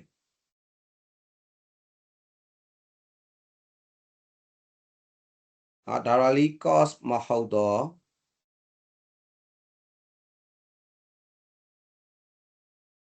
စရိတ်များကို expand expand အနေနဲ့ကျွန်တော်တို့က SOPON တွင်ပြမယ်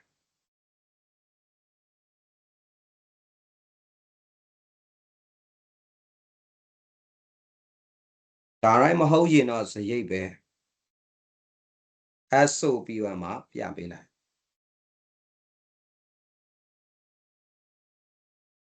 အဲ့တော့ direct မဟုတ်တဲ့စရိတ်တွေထဲမှာဘာတွေပါသွားလဲဘာတွေပါသွားလဲဆိုကျွန်တော်တို့ material cost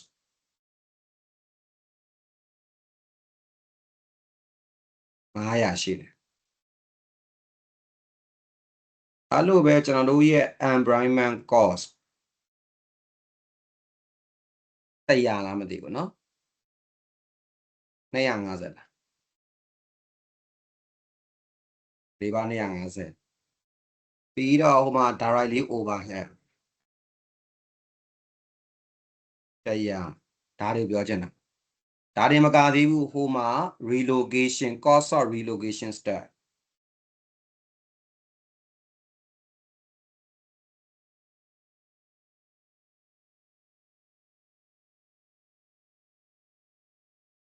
cost relation to public opening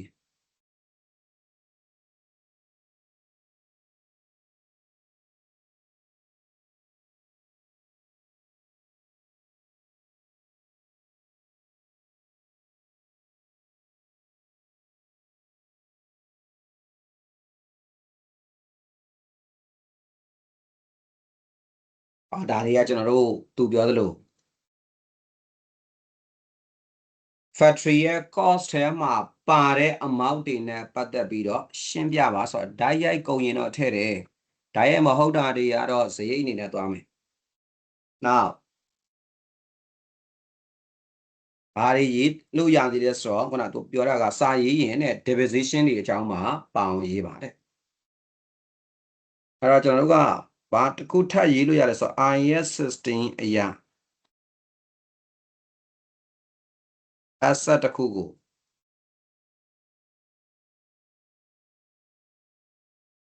available for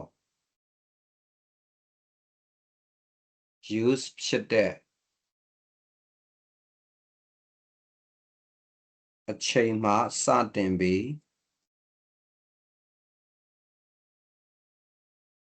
depreciation လျှော့ရမယ်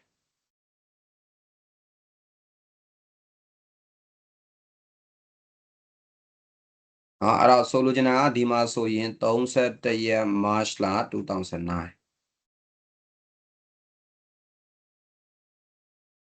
အဲ့လိုပဲသူနဲ့အတူဆက်နေတာဘာရှိလဲဆိုတော့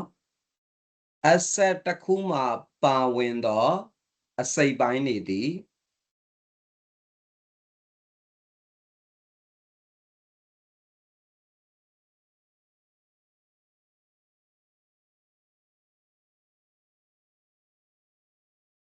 asset တစ်ခုမှာပါဝင်တော့အစိပ်ပိုင်းများသည် useful life မတူခဲ့ရင်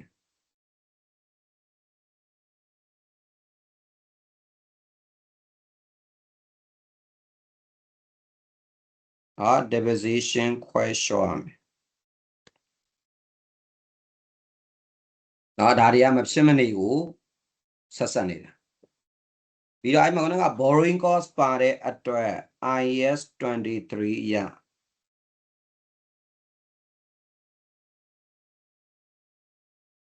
ဒါဒီ asset တိဆောက်ရမှာကုန်ကြခဲ့တဲ့ finance cost ကို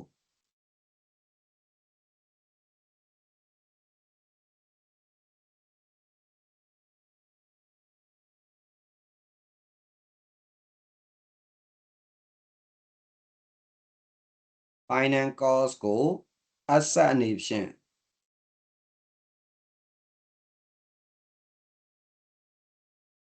စရင်သွင်းရမယ်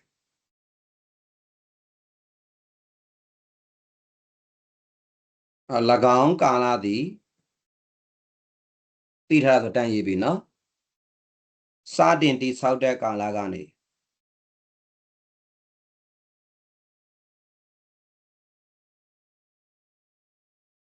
ready to use ဖြစ်တဲ့အထိ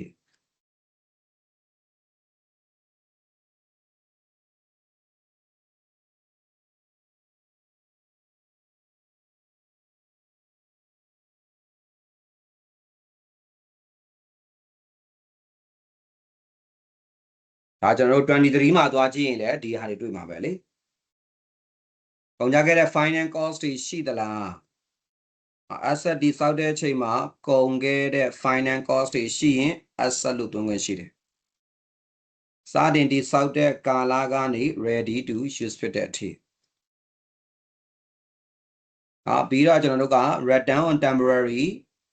investment income ရှိရင်ပြန်နှုတ်ပေးရမယ်နော်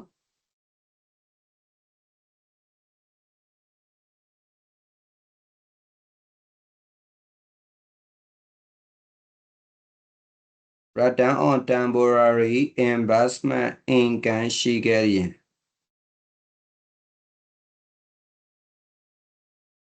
ပြန်နှုတ်ရမယ်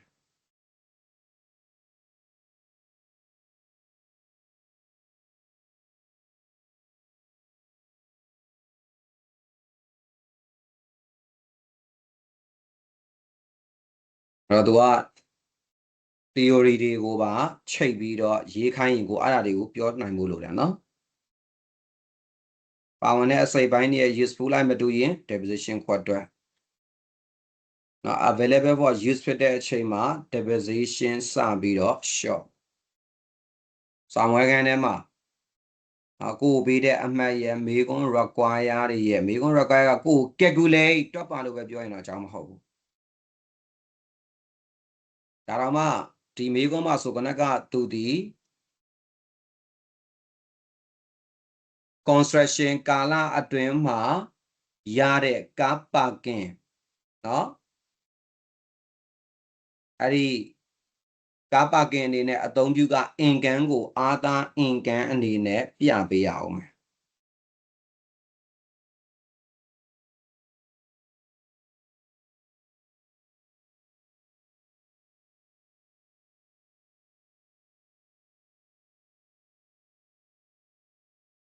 construction ကာလအတွင်းမှာရရှိခဲ့သောကားပါကင်ဝင်ငွေကိုအင်ကန်နေဖြင့်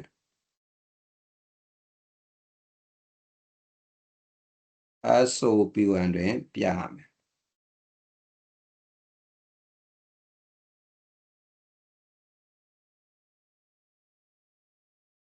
အဲ့တော့ဒါဒီကျွန်တော်တို့အနေဆုံး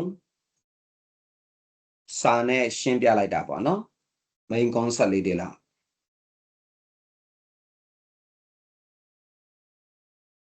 ဟုတ်တယ် notes 1 4000ကခုနကဟိုဟာထဲမှာထည့်ပြလိုက် addition ဒီတဲမှာထည့်လိုက်ပြလိုက်ဇရိတ်အနေနဲ့ပဲသွားမှာ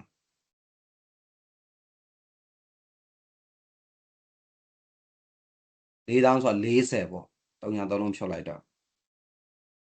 နော် direct cost မဟုတ်တဲ့ဟာဆိုအဲ့ထက်မှာပြစ်ထည့်လိုက်နော်စာရေးရတာလွယ်အောင်လို့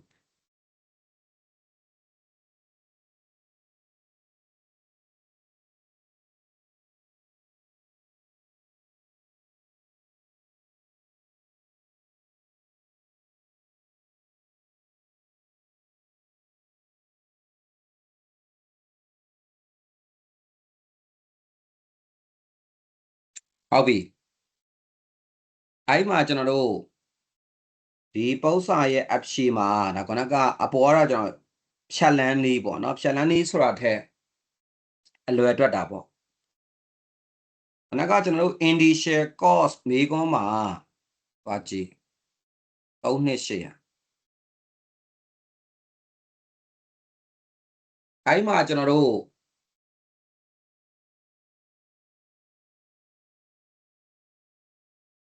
borrowing cost မတိုင်ခင်ဆိုရင်ရှေ့ရတာပေါင်းမထည့်ရင်ကြည့်လိုက်ဘယ်လောက်ပဲရှိမလဲ borrowing cost မတိုင်ခင်ဆိုဘယ်လောက်ပဲရှိမလဲ32,000လား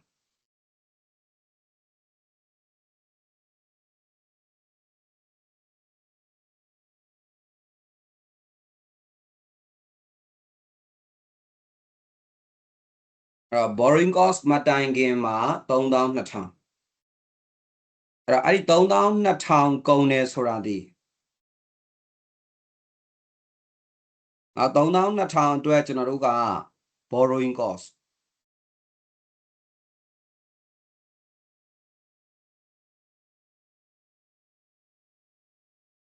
800ဒါစုစုပေါင်းတက်နော်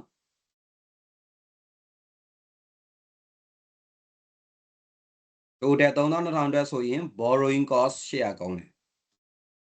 အခုကျွန်တော်တို့ကဒီဘက်က land တန်ဖိုးကတီးတန့်2,000အတွက်ဆိုရင်ဘယ်လောက် borrowing cost ကျတင်လဲအဲ့လိုမျိုး realistic ရှိအောင် like ခွဲရင်ခွဲလို့ရသေးတယ်ဒါဆိုကျွန်တော်က2,000ကိုတီး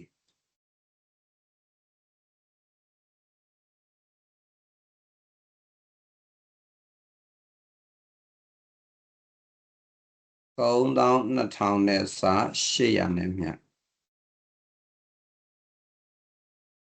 900လား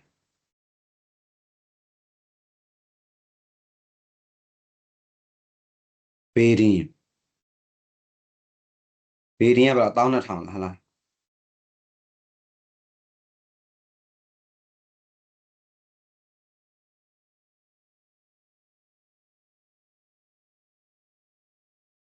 12,000တက်ဆိုဘယ်လောက်ကျတင်လဲပေါ့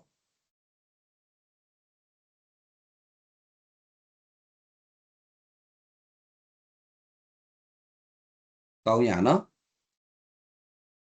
ဒါဆိုကျွန်တော်တို့နောက်ဆက်တွဲက initial cost of land ဟာ2,000အပေါင်း900ဖြစ်မယ်2,900အဲ့လိုအသေးစိတ်လိုက်ခွဲလို့ဖြစ်သွားမှာနော်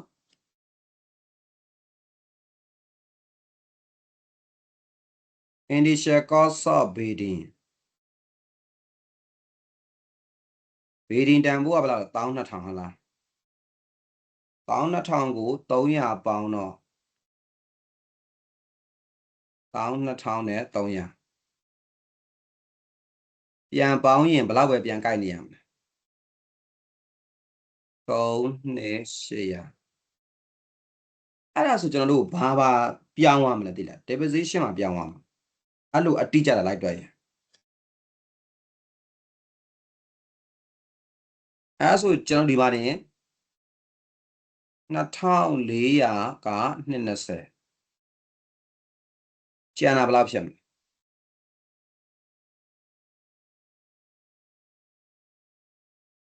ဟလား9,900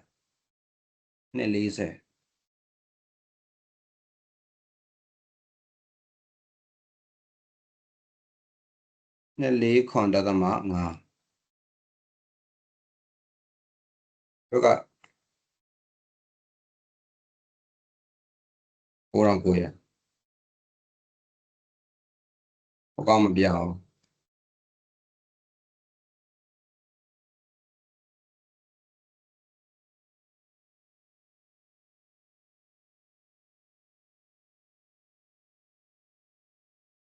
အဲ့လိုဒါစဉ်းစားတယ်ဆိုရင်တော့ carry value of factory တန်ဖိုးတည်3နဲ့800မှာ120ရဲ့2,4,5ရဲ့ 3 နဲ့ 4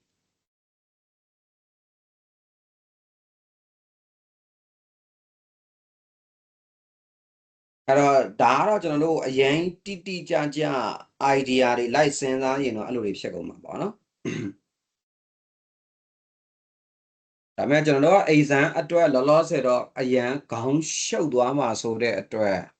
ရိုးရိုးရှင်းရှင်းလေးပဲအပေါ်ကအတိုင်းလေးပဲစဉ်းစားလိုက်ပေါ့နော်ဒါတကယ်သူတို့ရဲ့เนาะ modern စာတွေအရာအတိအကျလိုက်စဉ်းစားရင်သူကအဲ့လောက်ထိလိုက်တွေးတာဒါပေမဲ့အဲ့ဒါဆိုလဲကျွန်တော်တို့ကဘာစိုးရင်လဲဆိုတော့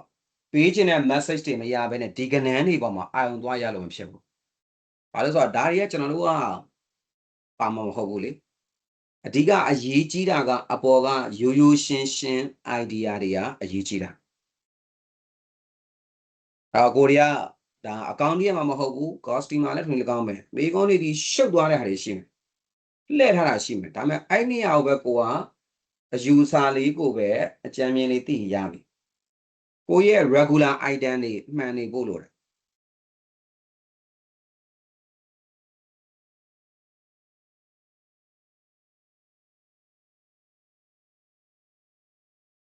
အဲ့တော့အခြေခံအဖြစ်တော့ကျွန်တော်တို့ကအဲ့ဒါမျိုးစဉ်းစားတာပေါ့နော်အဲ့တော့အဓိကတော့ကျွန်တော်ဒီမှာဆိုရင်တော့ရိုးရိုးလေးပဲတွေးလိုက်တာလေအဖြေထွက်လာတယ်နော်လမ်းတန်ဖို့ဖယ်လိုက်တဲ့ကျန်တာဘေဒီ220 240ရိုးရိုးလေးပဲကျွန်တော်တို့တွက်လိုက်တာဒါပေမဲ့ကစာတွေပါရေးလဲနော် ready to use ဖြစ်ခဲ့တဲ့အထီကုန်ကြခဲ့တဲ့ direct cost တွေ capitalize လုပ်လမ်းပါတယ် material ပါတယ် labor ပါတယ်နော် directly overhead တွေပါတယ် professional fee တွေပါတယ် direct မဟုတ်တာတွေ expense ကိုသွားဘာတွေလဲကိုအဲ့ဒါပြောပြနိုင်မှုလို့လေပြီးတော့ဒီမေခွန်းမှာ date 3ခုပေးထားတယ်ပြီးတဲ့နေ့နော် available for use ဖြစ်တဲ့နေ့တကယ်စသုံးတဲ့နေ့IS 16ကခင်ဗျားကိုပြီးတာနဲ့လဲ short ခိုင်းတာမဟုတ်ဘူးနော်စတင်သုံးလို့ရပြီဆိုတာနဲ့ short တကယ်သုံးမှ short ခိုင်းတာလဲမဟုတ်ဘူးဒီမေခွန်းမှာအဲ့ concept တွေပါတယ်ပြီးတော့အသုံးဝင်နော်သူ့မှာပါတဲ့အစိပ်ပိုင်းတွေဒီ useful လိုက်မတူရင်ခွဲ short ဒီ concept ပါတယ်ပြီးတော့23အရာနော်ငွေလိုတို့ပတ်စံချီးတဲ့အတိုးပေးရတယ်ဒါပေမဲ့ asset တီဆောက်တဲ့နေရာမှာကုန်ခဲ့တာဖြစ်တဲ့အတွက် asset လို့ထည့်ဝင်ရှိတယ်နော်စတင်တီဆောက်တဲ့ကာလကနေပြီးတော့ ready to use ဒါတွေကအဓိက write down temporary investment income ရှိရင်ပြန်နှုတ်နော်ခုနကကျွန်တော်ဒီတီဆောက်ရေးကာလမှာကားပါကင်ဝင်ငွေကိုပြန်လို့ပြအဓိက main ကအဲ့ဒါအောက်ကတော့ကျွန်တော်တို့ခုနကလို့နော်ဟို modern စာတို့ဘာတို့ဒါမျိုးတွေနဲ့ကျွန်တော်တို့က quality ကြိုက်ချင်တယ်ဆိုရင် idea အယူဆတွေဒီလောက်ထိလိုက်တော့ရမယ်ဒါပေမဲ့ကျွန်တော်တို့ကတော့အလောက်ထိတော့တိတ်ပြီးတော့ခေါင်းရှုပ်မခံစေချင်ဘူးအဓိက main concept တွေပျောက်သွားမှာဆိုလို့နောက်ဒီမေးခွန်းမှာဆိုအဓိက main concept တွေရစေချင်တာကဘာရှိသွားလဲဆိုတော့သူအနေနဲ့ material waste ဖြစ်တယ် environment cost နှစ်ပတ်စာ suspended ဖြစ်လို့ overhead ကလည်း suspended ဖြစ်လို့နော်အဓိကကျွန်တော်ရစေချင်တဲ့ message တွေဒါသိရမယ်ကဲပြောရပြီလားနောက်တစ်ပုတ်ဆက်သွားမယ်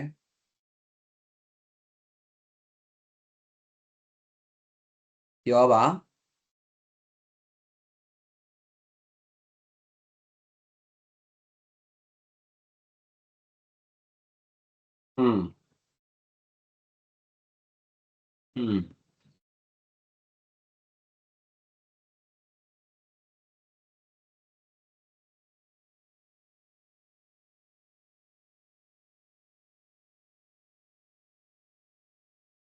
ဟုတ်ပြီအဲ့ဒါကဒီလိုတော့ရှိတယ်အဓိကကျွန်တော်တို့ကဒီဘက်က direct cost တွေက ready to use ဖြစ်တဲ့အထီဆိုတော့မှန်တယ်သူကကျတော့အဓိက ready to use ဖြစ်တဲ့အချိန်ထိကုန်တယ်ဆိုတော့သူ့ရဲ့ generalized theory ကိုရေးတာပေါ့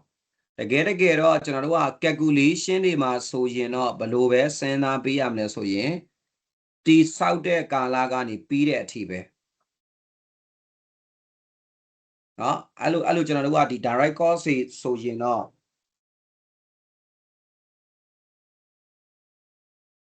ဟုတ်တယ်အဲ့ဒါဆိုရင်တော့ပို့ပြီးတော့ကျွန်တော်တို့တိကျသွားမှာပေါ့နော်ဒါမဲ့ဒီဘက်က theory rule ကိုကျွန်တော်တို့ကရေးပေးလိုက်တာပေါ့ဒါမဲ့ကျွန်တော်တို့ calculation တွေမှာဆိုရင်တော့သူကစတင်တိဆောက်တဲ့ကာလကနေပြီးတော့ပြီးတဲ့နေ့အထိပေါ့နော်လားတွေနဲ့တွဲရမယ်ဆိုရင်တော့အဲ့ဒီ completion ဖြစ်တဲ့နေ့အထိပေါ့နော်အဲ့အထိတွက်မှာအဲ့လိုတော့ဖြစ်သွားမှာနော်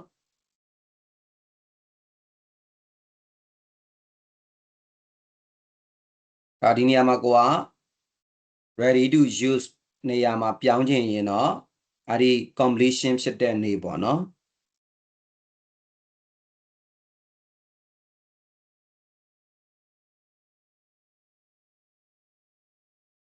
စဆောက်တဲ့နေ့ကနေပြီးတော့ပြီးတဲ့နေ့အထိကုန်ခဲ့တာတွေကို capitalize လုပ်ကိုစာကြည့်လို့နည်းနည်းလေး idea ရောထွေးသွားနိုင်တယ်ဆိုရင် ready to use အစားเนาะအဲ့ဒါပြောင်းသုံးပြီ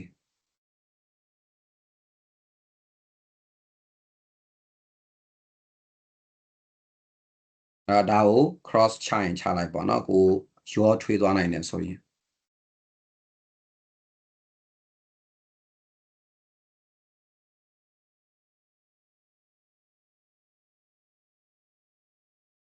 လားတွေနဲ့အဲ့လိုမျိုး labor တွေ overhead တွေတွက်ရပြီဆိုရင်တော့ပြီးတဲ့နေ့အထိပေါ့เนาะပြီးတဲ့နေ့အထိအဲ့ဒီပဲထည့်တွက်မယ်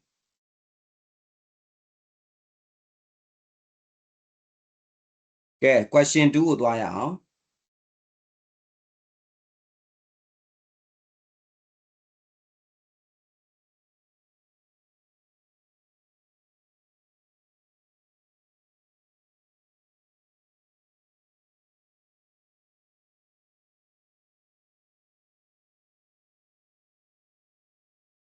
question 2မှာလည်းဒီသဘောပဲ carry amount of factory statement of financial position မှာပေါ်မဲ့ amount 30th September 2013 explain လုပ်ပေးတဲ့ or amount refer to this part your answer မှာပါတာတွေနဲ့ပတ်သက်လို့ကြည့်အောင်နော်ဘာလေးပြောင်းသွားမလဲဘာလေးချိန်သွားမလဲဒါပဲကြည့်ကျွန်တော်တို့ရဲ့နှစ်စ date ပြောနှစ်စ date ပဲနေ့ဖြစ်မလဲ 1st October 2012တော့ Omega ဟာတဲ့ listed company financial statement တွေကိုဆွဲတဲ့ IFRS နဲ့ညီဆွဲတဲ့ အောက်တိုဘာ2012ဒီနေ့နှစ်စမှာပါချေဆော့လန်မြေကွက်ဝယ်လိုက်တယ်အဲ့ဒီ10 million ထဲမှာ legal cost 1 million လည်းပါတယ်အဲ့ဒါကျွန်တော်တို့ကအဲ့ဒီ legal cost ဒီ asset လား expense လား asset ဆိုတော့ကျွန်တော်တို့ကမြေကြီးတန်ဖို့ဘယ်လောက်လို့တန်းယူရင်ရပြီလဲ10 million ပြန်ဖယ်စရာလို့သေးလားလို့တော့ဦးနော်ပြီးတော့သူကတဲ့ new factory စက်ရုံဆောက်မှာဘာလို့လဲမြေကွက်ဝယ်ပြီးစက်ရုံဆောက်မှာ construction work တွေတဲ့ November ကစမှာနော်မြေကွက်ကတာအောက်တိုဘာတည်းကဝယ်ပေမဲ့တိဆောက်ရေးကတော့ November မှာစမယ်တော့ Omega ဒီတဲ့ Inga the following cost တွေကုန်ခဲ့တာရှိတယ်တဲ့အနကအတိုင်းပဲ preparation ရဲ့ leveling မြေပြင်တာနဲ့ညီညှိတာပြီးတော့ asset or expense asset ပြီးတော့ purchase of material တဲ့ 6.08 million နဲ့ပေးထားတာနော်ပြီးတော့ environment cost ကြည့်နော်ဒီခါကျ per man နဲ့ man လေးလို့မရေးတော့ဘူးနော် per man လို့ရေးတာ per man ဆိုကိုတတိတာလားနဲ့မျှအောင်ပါနော် overhead cost directly တဲ့နော်ဓာတ်ရိုက်ကုန်တာတဲ့တစ်လကိုသိန်း per man ပဲနော်အောက်မှာကြည့်လာပြီ ongoing ပါလေ overhead cost allocate လောက်တာနော်ဒါဆိုသူ့အတူပုံမှန်ကုန်နေတဲ့ overhead ကို allocate လာလို့ရင်ထည့်เสียလို့လား မလိုဘူးเนาะအဲ့တော့ omega ရဲ့ normal overhead method နဲ့ခွဲရင်တစ်လောက်ဘယ်လောက်ကျလဲ900ဒါဆိုဒီမေးခွန်းမှာပဲသူဒီ direct ကုန်တာရဲ့ allocate လုပ်တာရဲ့ဒါကိုကျွန်တော်တို့ကမှတ်မိစေချင်တာallocate လုပ်တဲ့ဆိုရှင်တော့ဘယ်ကိုသွားမှာလဲဆိုတော့ expand เนาะ general ကုန်တယ် allocate လုပ်တဲ့ဒါတွေခဏကမေးခွန်း idea ပြန်ထပ်သွားပြီ income receipt temporary use factory premise ကိုသုံးတာကားပါကင်အနေနဲ့အဲ့ဒါဒီပြောဘာအနေနဲ့ပြမှာလဲ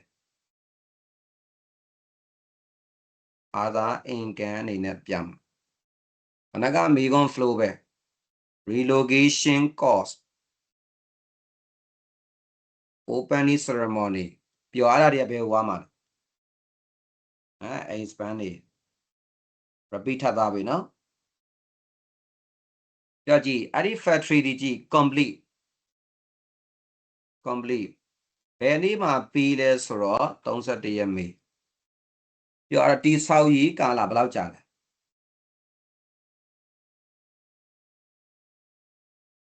တီဆောက်ရေးကာလဒီ9လဟုတ်ပြီအဲ့ဒီမှာ production ကဘယ်မှာစလဲ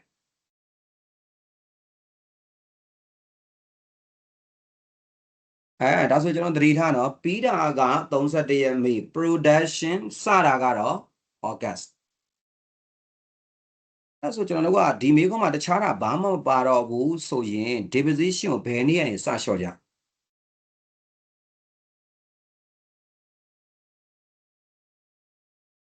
ဘယ်ကနေစလျှော့မှာလဲ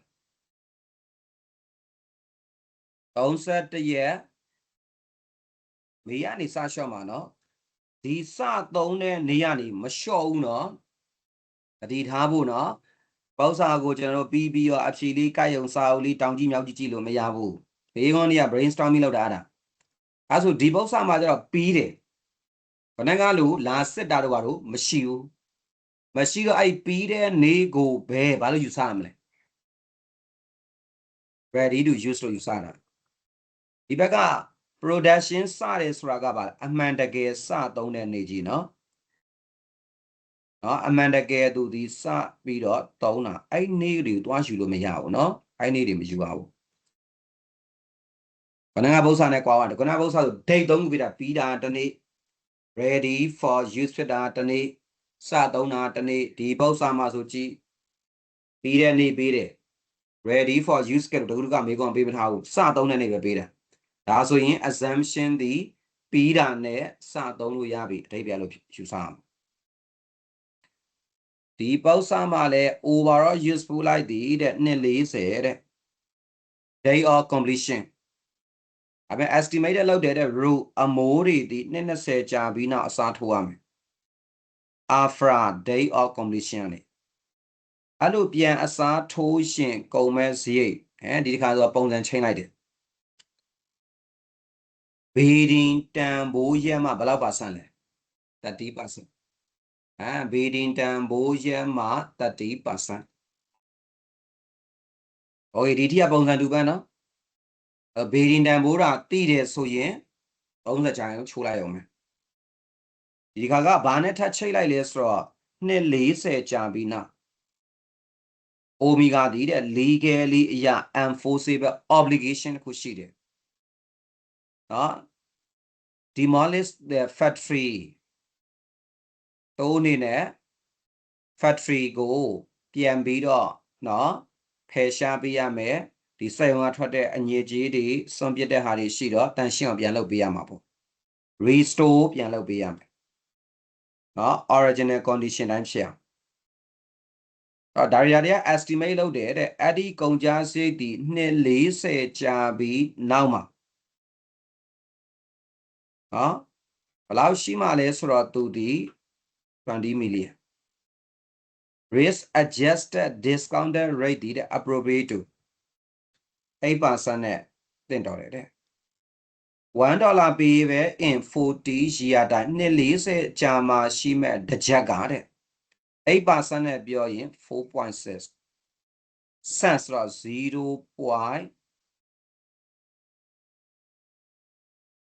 0.0.6 046အဲ့ဆိုသူကဘာတော့ဖို့ပေးထားတာလဲဒါကြီးကအားကြီးတဲ့ payment after use present value ပြောင်းရမယ်ဘယ်လိုပြောင်းမလဲ20 million 2000ကို 0.046 နဲ့မြင်900နဲ့မှ20တွေ့ရနော် theory အကုန်ကျွန်တော် theory concept မိတာကိုပဲသင်ပေးတာရှိသမျှပု္ပ္ပစာတွေအကုန်လုံးကိုသင်ပေးဖို့အတွက်ဆိုတာမဖြစ်နိုင်ဘူးconstruction of factory ဒီ factory တိဆောက်တဲ့အတွက် finance ချီရပြန်ပြီ18.5ဘယ်နေ့မှချီတဲ့ကြီးအောက်တိုဘာတည်းကစပြီးတော့ချီတာနော် interest rate ဒီ 6% အဲ့တော့ဘာကွာလဲကြည့်ကိုကျွန်တော်တို့ဘယ်မှာစဆောက်တာလဲအဲ့တော့ဒီမေးခွန်းမှာကဘာပြဿနာရှိလဲဆိုတော့ပုံမှန်ကျွန်တော်တို့က notes မှာလည်းရေးတယ်ဘယ်နေ့ရနေလဲစတင်တီဆောက်တဲ့နေ့ကနေဘယ်နေ့ထိ ready to use ဒါပေမဲ့เนาะမေးခွန်းမှာကြည့်မေးခွန်းမှာအဲ့ဒီအောက်တိုဘာကနေတဲ့28ရက် February အထိပဲเนาะအဲ့တော့ကျွန်တော်ပြီးတာကတော့31ရက်မေဟိုဒိတ်နဲ့အတိအကျပေးတာเนาะ1နဲ့အဲ့ဒီလုံး proceed ရတဲ့အခါမှာတဲ့ full utilized တဲ့အဲ့ဒီ construction မှာအဲ့ဒီအထိပဲသုံးခဲ့တာတဲ့အဲ့ကျွန်တော်တို့ခုနကလူသွားပြီးတော့စားဆောက်တဲ့နေရာနေစားဆောက်တဲ့နေရာနေပြီးတော့ ready to use ဖြစ်တဲ့နေ့အထိလို့သွားတွက်ရင်ဘယ်လောက်ဖြစ်မလဲခုသူပြောတဲ့ဒိတ်နဲ့လောလောဆယ်ဒီဒိတ်နဲ့ကြည့်ရင်ဘယ်လောက်กว่าလဲအောက်တိုဘာနိုဝင်ဘာဒီဇင်ဘာ January February ဘယ်နှစ်လ5လဒါနဲ့တွက်ရင်5လခုနကကျွန်တော်တို့ theory rule တိုင်းတွက်ကြည့်ရင် theory rule တိုင်းတွက်ကြည့်ရင်ဘယ်ကနေစကြည့်ရမလဲနိုဝင်ဘာဒီဇင်ဘာဟိုဘက်ကနေကြတော့5လဆိုတော့9လကွာသွားပြီတွေ့တယ်နော်မိကောမှာဆိုကြအတိအကျပြောတာဘယ်ကနေဘယ်အထိပဲသုံးပါတယ်လို့ပြောထားတဲ့အတွက်ဘယ်နှလစာမှတ်တယ်မလား5လပြီးတော့ဒီမိကောမှာကခုနကလိုပဲ investment income ဘယ်လောက်ပြင်ရလဲ100 temporary investment အနေနဲ့သူဒီတောင်းထားလို့ခုနကလိုပဲเนาะ return on temporary investment income ရှိသွားပြီအဲ့တော့ကျွန်တော်တို့တွက်ကြည့်လိုက်ရအောင်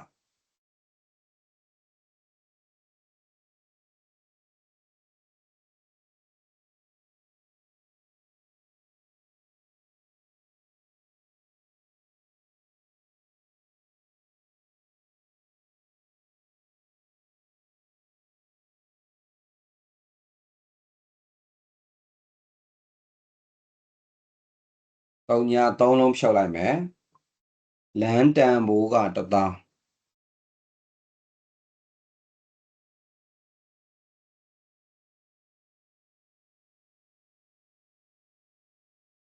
တော့ preparation and leveling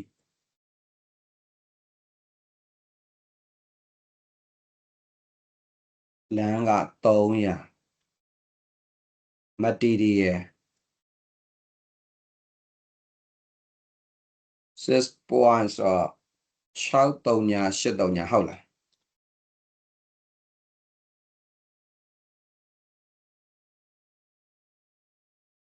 employment cost ကတစ်လကို200နဲ့ဘယ်နှလားလဲခုနက9လ9လเนาะသူကဘာမှ waste တွေ idea တိုင်းတွေမရှိတော့1400နောက် directly overhead directly overhead ကတစ်လကို100နဲ့9လ900 allocation အထည့်စရာမလိုဘူးနောက်ကားပါကင်ငှားကလည်းထည့်စရာမလိုဘူး relocation cost လည်းမလိုဘူး opening ceremony လည်းမလိုဘူး borrowing cost ထည့်ရမယ်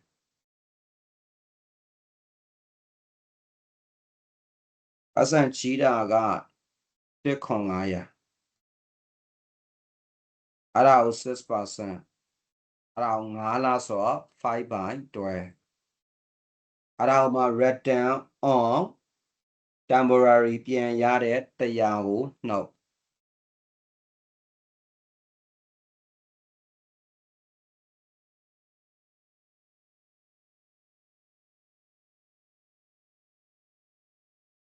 ဟုတ်လား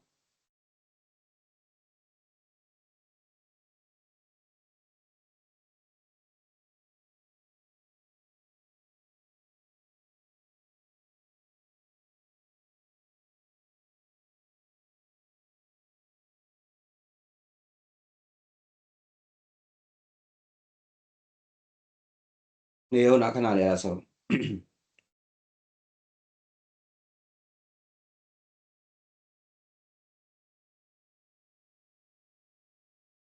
ဟုတ်တယ်အဲ့တော့ကျွန်တော်တို့က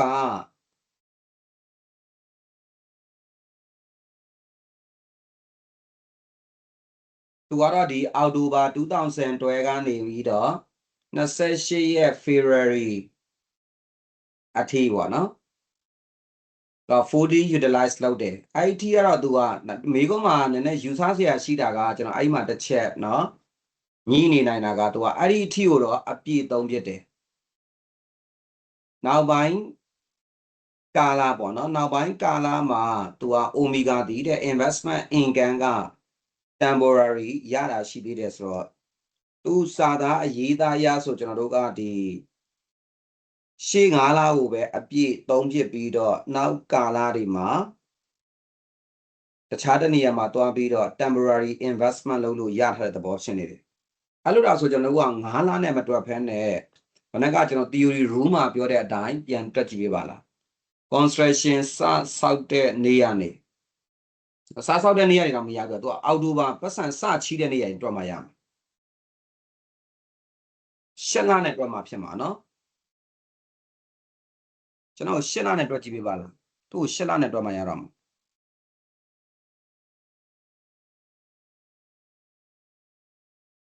600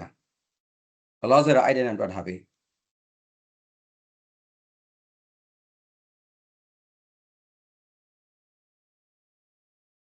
အဲ့တော့သူကကျွန်တော်တို့ theory rule ထက်တစ်ဆင့်ပိုသွားတာကရှေ့တစ်လပိုသွားတာပေါ့နော်အဲ့တစ်ဖြတ်ပေါင်းကြည့်လိုက် payment before use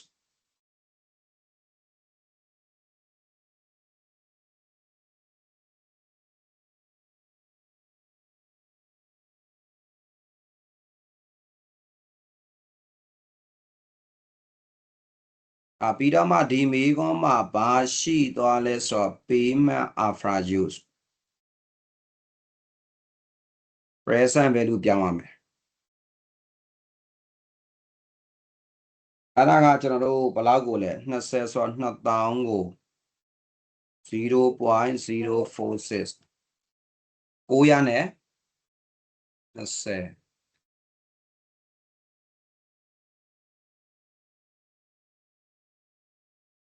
initial cost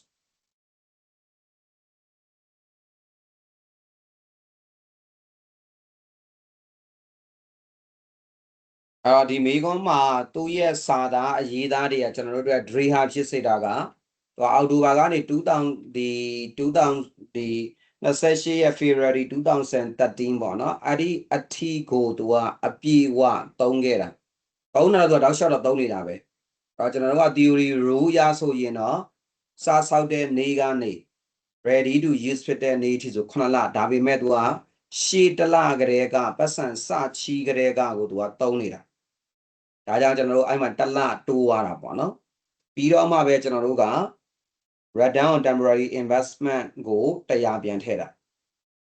ဒါဆိုသူရေးထားတဲ့အဓိပ္ပာယ်ဘယ်လိုလဲဖြစ်နိုင်လဲဆိုတော့ရှေးကာလတွေမှာတော့အပြည့်သုံးပြပြီးတော့နောက်ကာလတွေမှာမသုံးဖြစ်လို့တခြားတနေရာမှာသွားပြီးတော့ investment လုပ်ထားလို့ပြန်ရတာပေါ့နော်စာရေးသားလို့ဖြစ်နိုင်တယ်အဲဆိုခဏကအတိုင်းပဲကျွန်တော်တို့အကြမ်းမြင်ခွဲထားမယ်အဲ့တော့ lamb တန်ဖိုး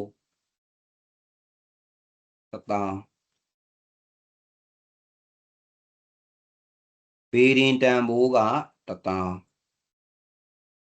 အဲ့ဒီဘေးရင်တန်ဖိုး1000ကိုမှ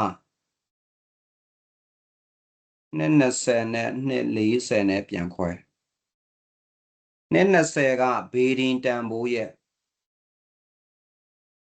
30ရာခိုင်နှုန်း3000သူအဲ့လိုပြောချင်တာနော်ကျန်တာဆိုတော့ဘယ်လောက်လဲ9000နော်အဲ့ဒီဘက်မှာကျွန်တော်တို့က division တွက်ရမယ်3000ပေါ်မှာတွက်တဲ့220ကျွန်တော်တို့ကလမ်းနဲ့ရည်ရင်သူကဘယ်ကနေစရည်ရမလဲဂျွန်ဟုတ်တယ်နော်ဂျွန်ဇူလိုင်ဩဂတ်စက်တင်ဘာဆို4လပေါ့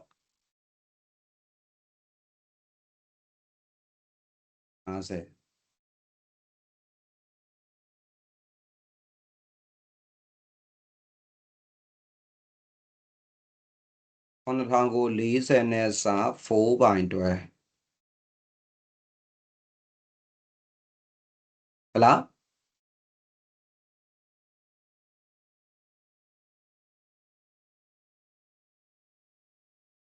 58တက်မှာ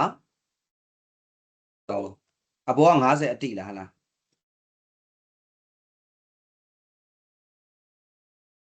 carry value က factory ဆိုတော့စုစုပေါင်း2000မှာ50ရဲ့58တက်မှာ3ရဲ့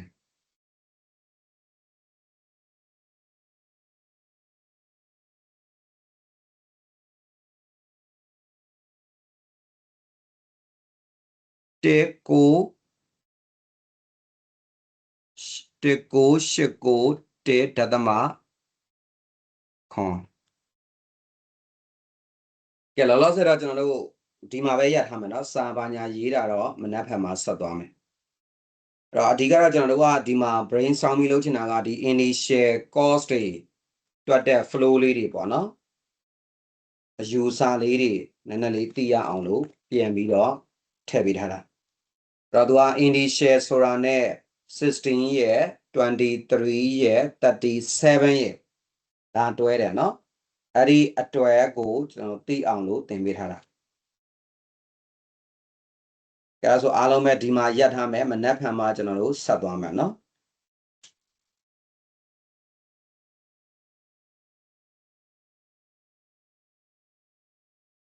ဟုတ်ကဲ့ပါ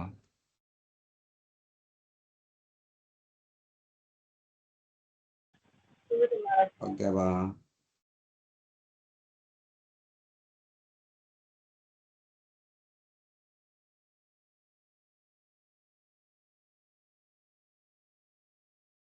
ဟုတ်ကဲ့ပါ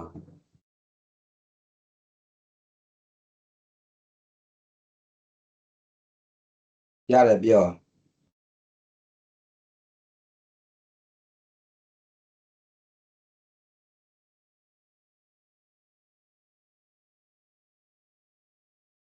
လို့မရဘူးဆိုတာကသူကအခုချက်ချင်းကုန်တာမဟုတ်ဘူးလေနောက်တစ်ချိန်ကျမှကုန်ပါလေနောက်တစ်ချိန်ကျမှကုန်ပါလောလောဆယ်ရတာကျွန်တော်ဒီတိဆောက်တဲ့စရိတ်အခုဒီမှာဆိုတိဆောက်ရေးစရိတ်ဘယ်လောက်ကုန်သွားလဲဆိုတော့စုပေါင်း2000မှာမြေကြီးက1000အစာအုပ်တိဆောက်ရေးစရိတ်က1000အဲ့ဒီ1000ဒီအကုန်လုံး240မခံဘူးတချို့က220ပဲခံမယ်တချို့က240ခံမယ်အဲ့လိုခွဲလို့ရအောင် information ကိုကြော်ပေးထားတာငါတို့နောက်တစ်ခါအမိုးတွေပြင်ရင်3000လောက်တော့ကုန်မယ် information ကခွဲလို့ရအောင်ပေးတာသိလားအဲ့3000ဒီဘယ်တော့မှကုန်ပါလဲအဲ့3000ဆိုတာကဒီထဲထဲပါတယ်3000ပြောတာမဟုတ်ဘူးเนาะနောက်ကျွန်တော်တို့220ကြာမှာအမိုးပြက်ပြီအမိုးပြက်ရင်နောက်ထပ်3000ကုန်မယ်3000ကုန်တော့မှ asset ထဲကိုထည့် asset မှာ debit ငွေထွက်တိုင်း cash မှာ credit တခါအဲ့3000ကိုဘာနဲ့ short မလဲ220နဲ့ short သိလားသူရဲ့ idea ကအဲ့ဒါကိုသွားတာဒီထဲမှာပါနေတာမဟုတ်ဘူးเนาะဟို220အကြာမှာကုန်မဲ့စိတ်ဒီထဲမှာပါနေတာမဟုတ်ဘူးလောလောဆယ်220နဲ့ခွဲလို့ရအောင် information တစ်ခုကိုဖြတ်ပေးလိုက်တာเนาะကဏ္ဍတစ်ခုထည့်ပေးထားတာပေါ့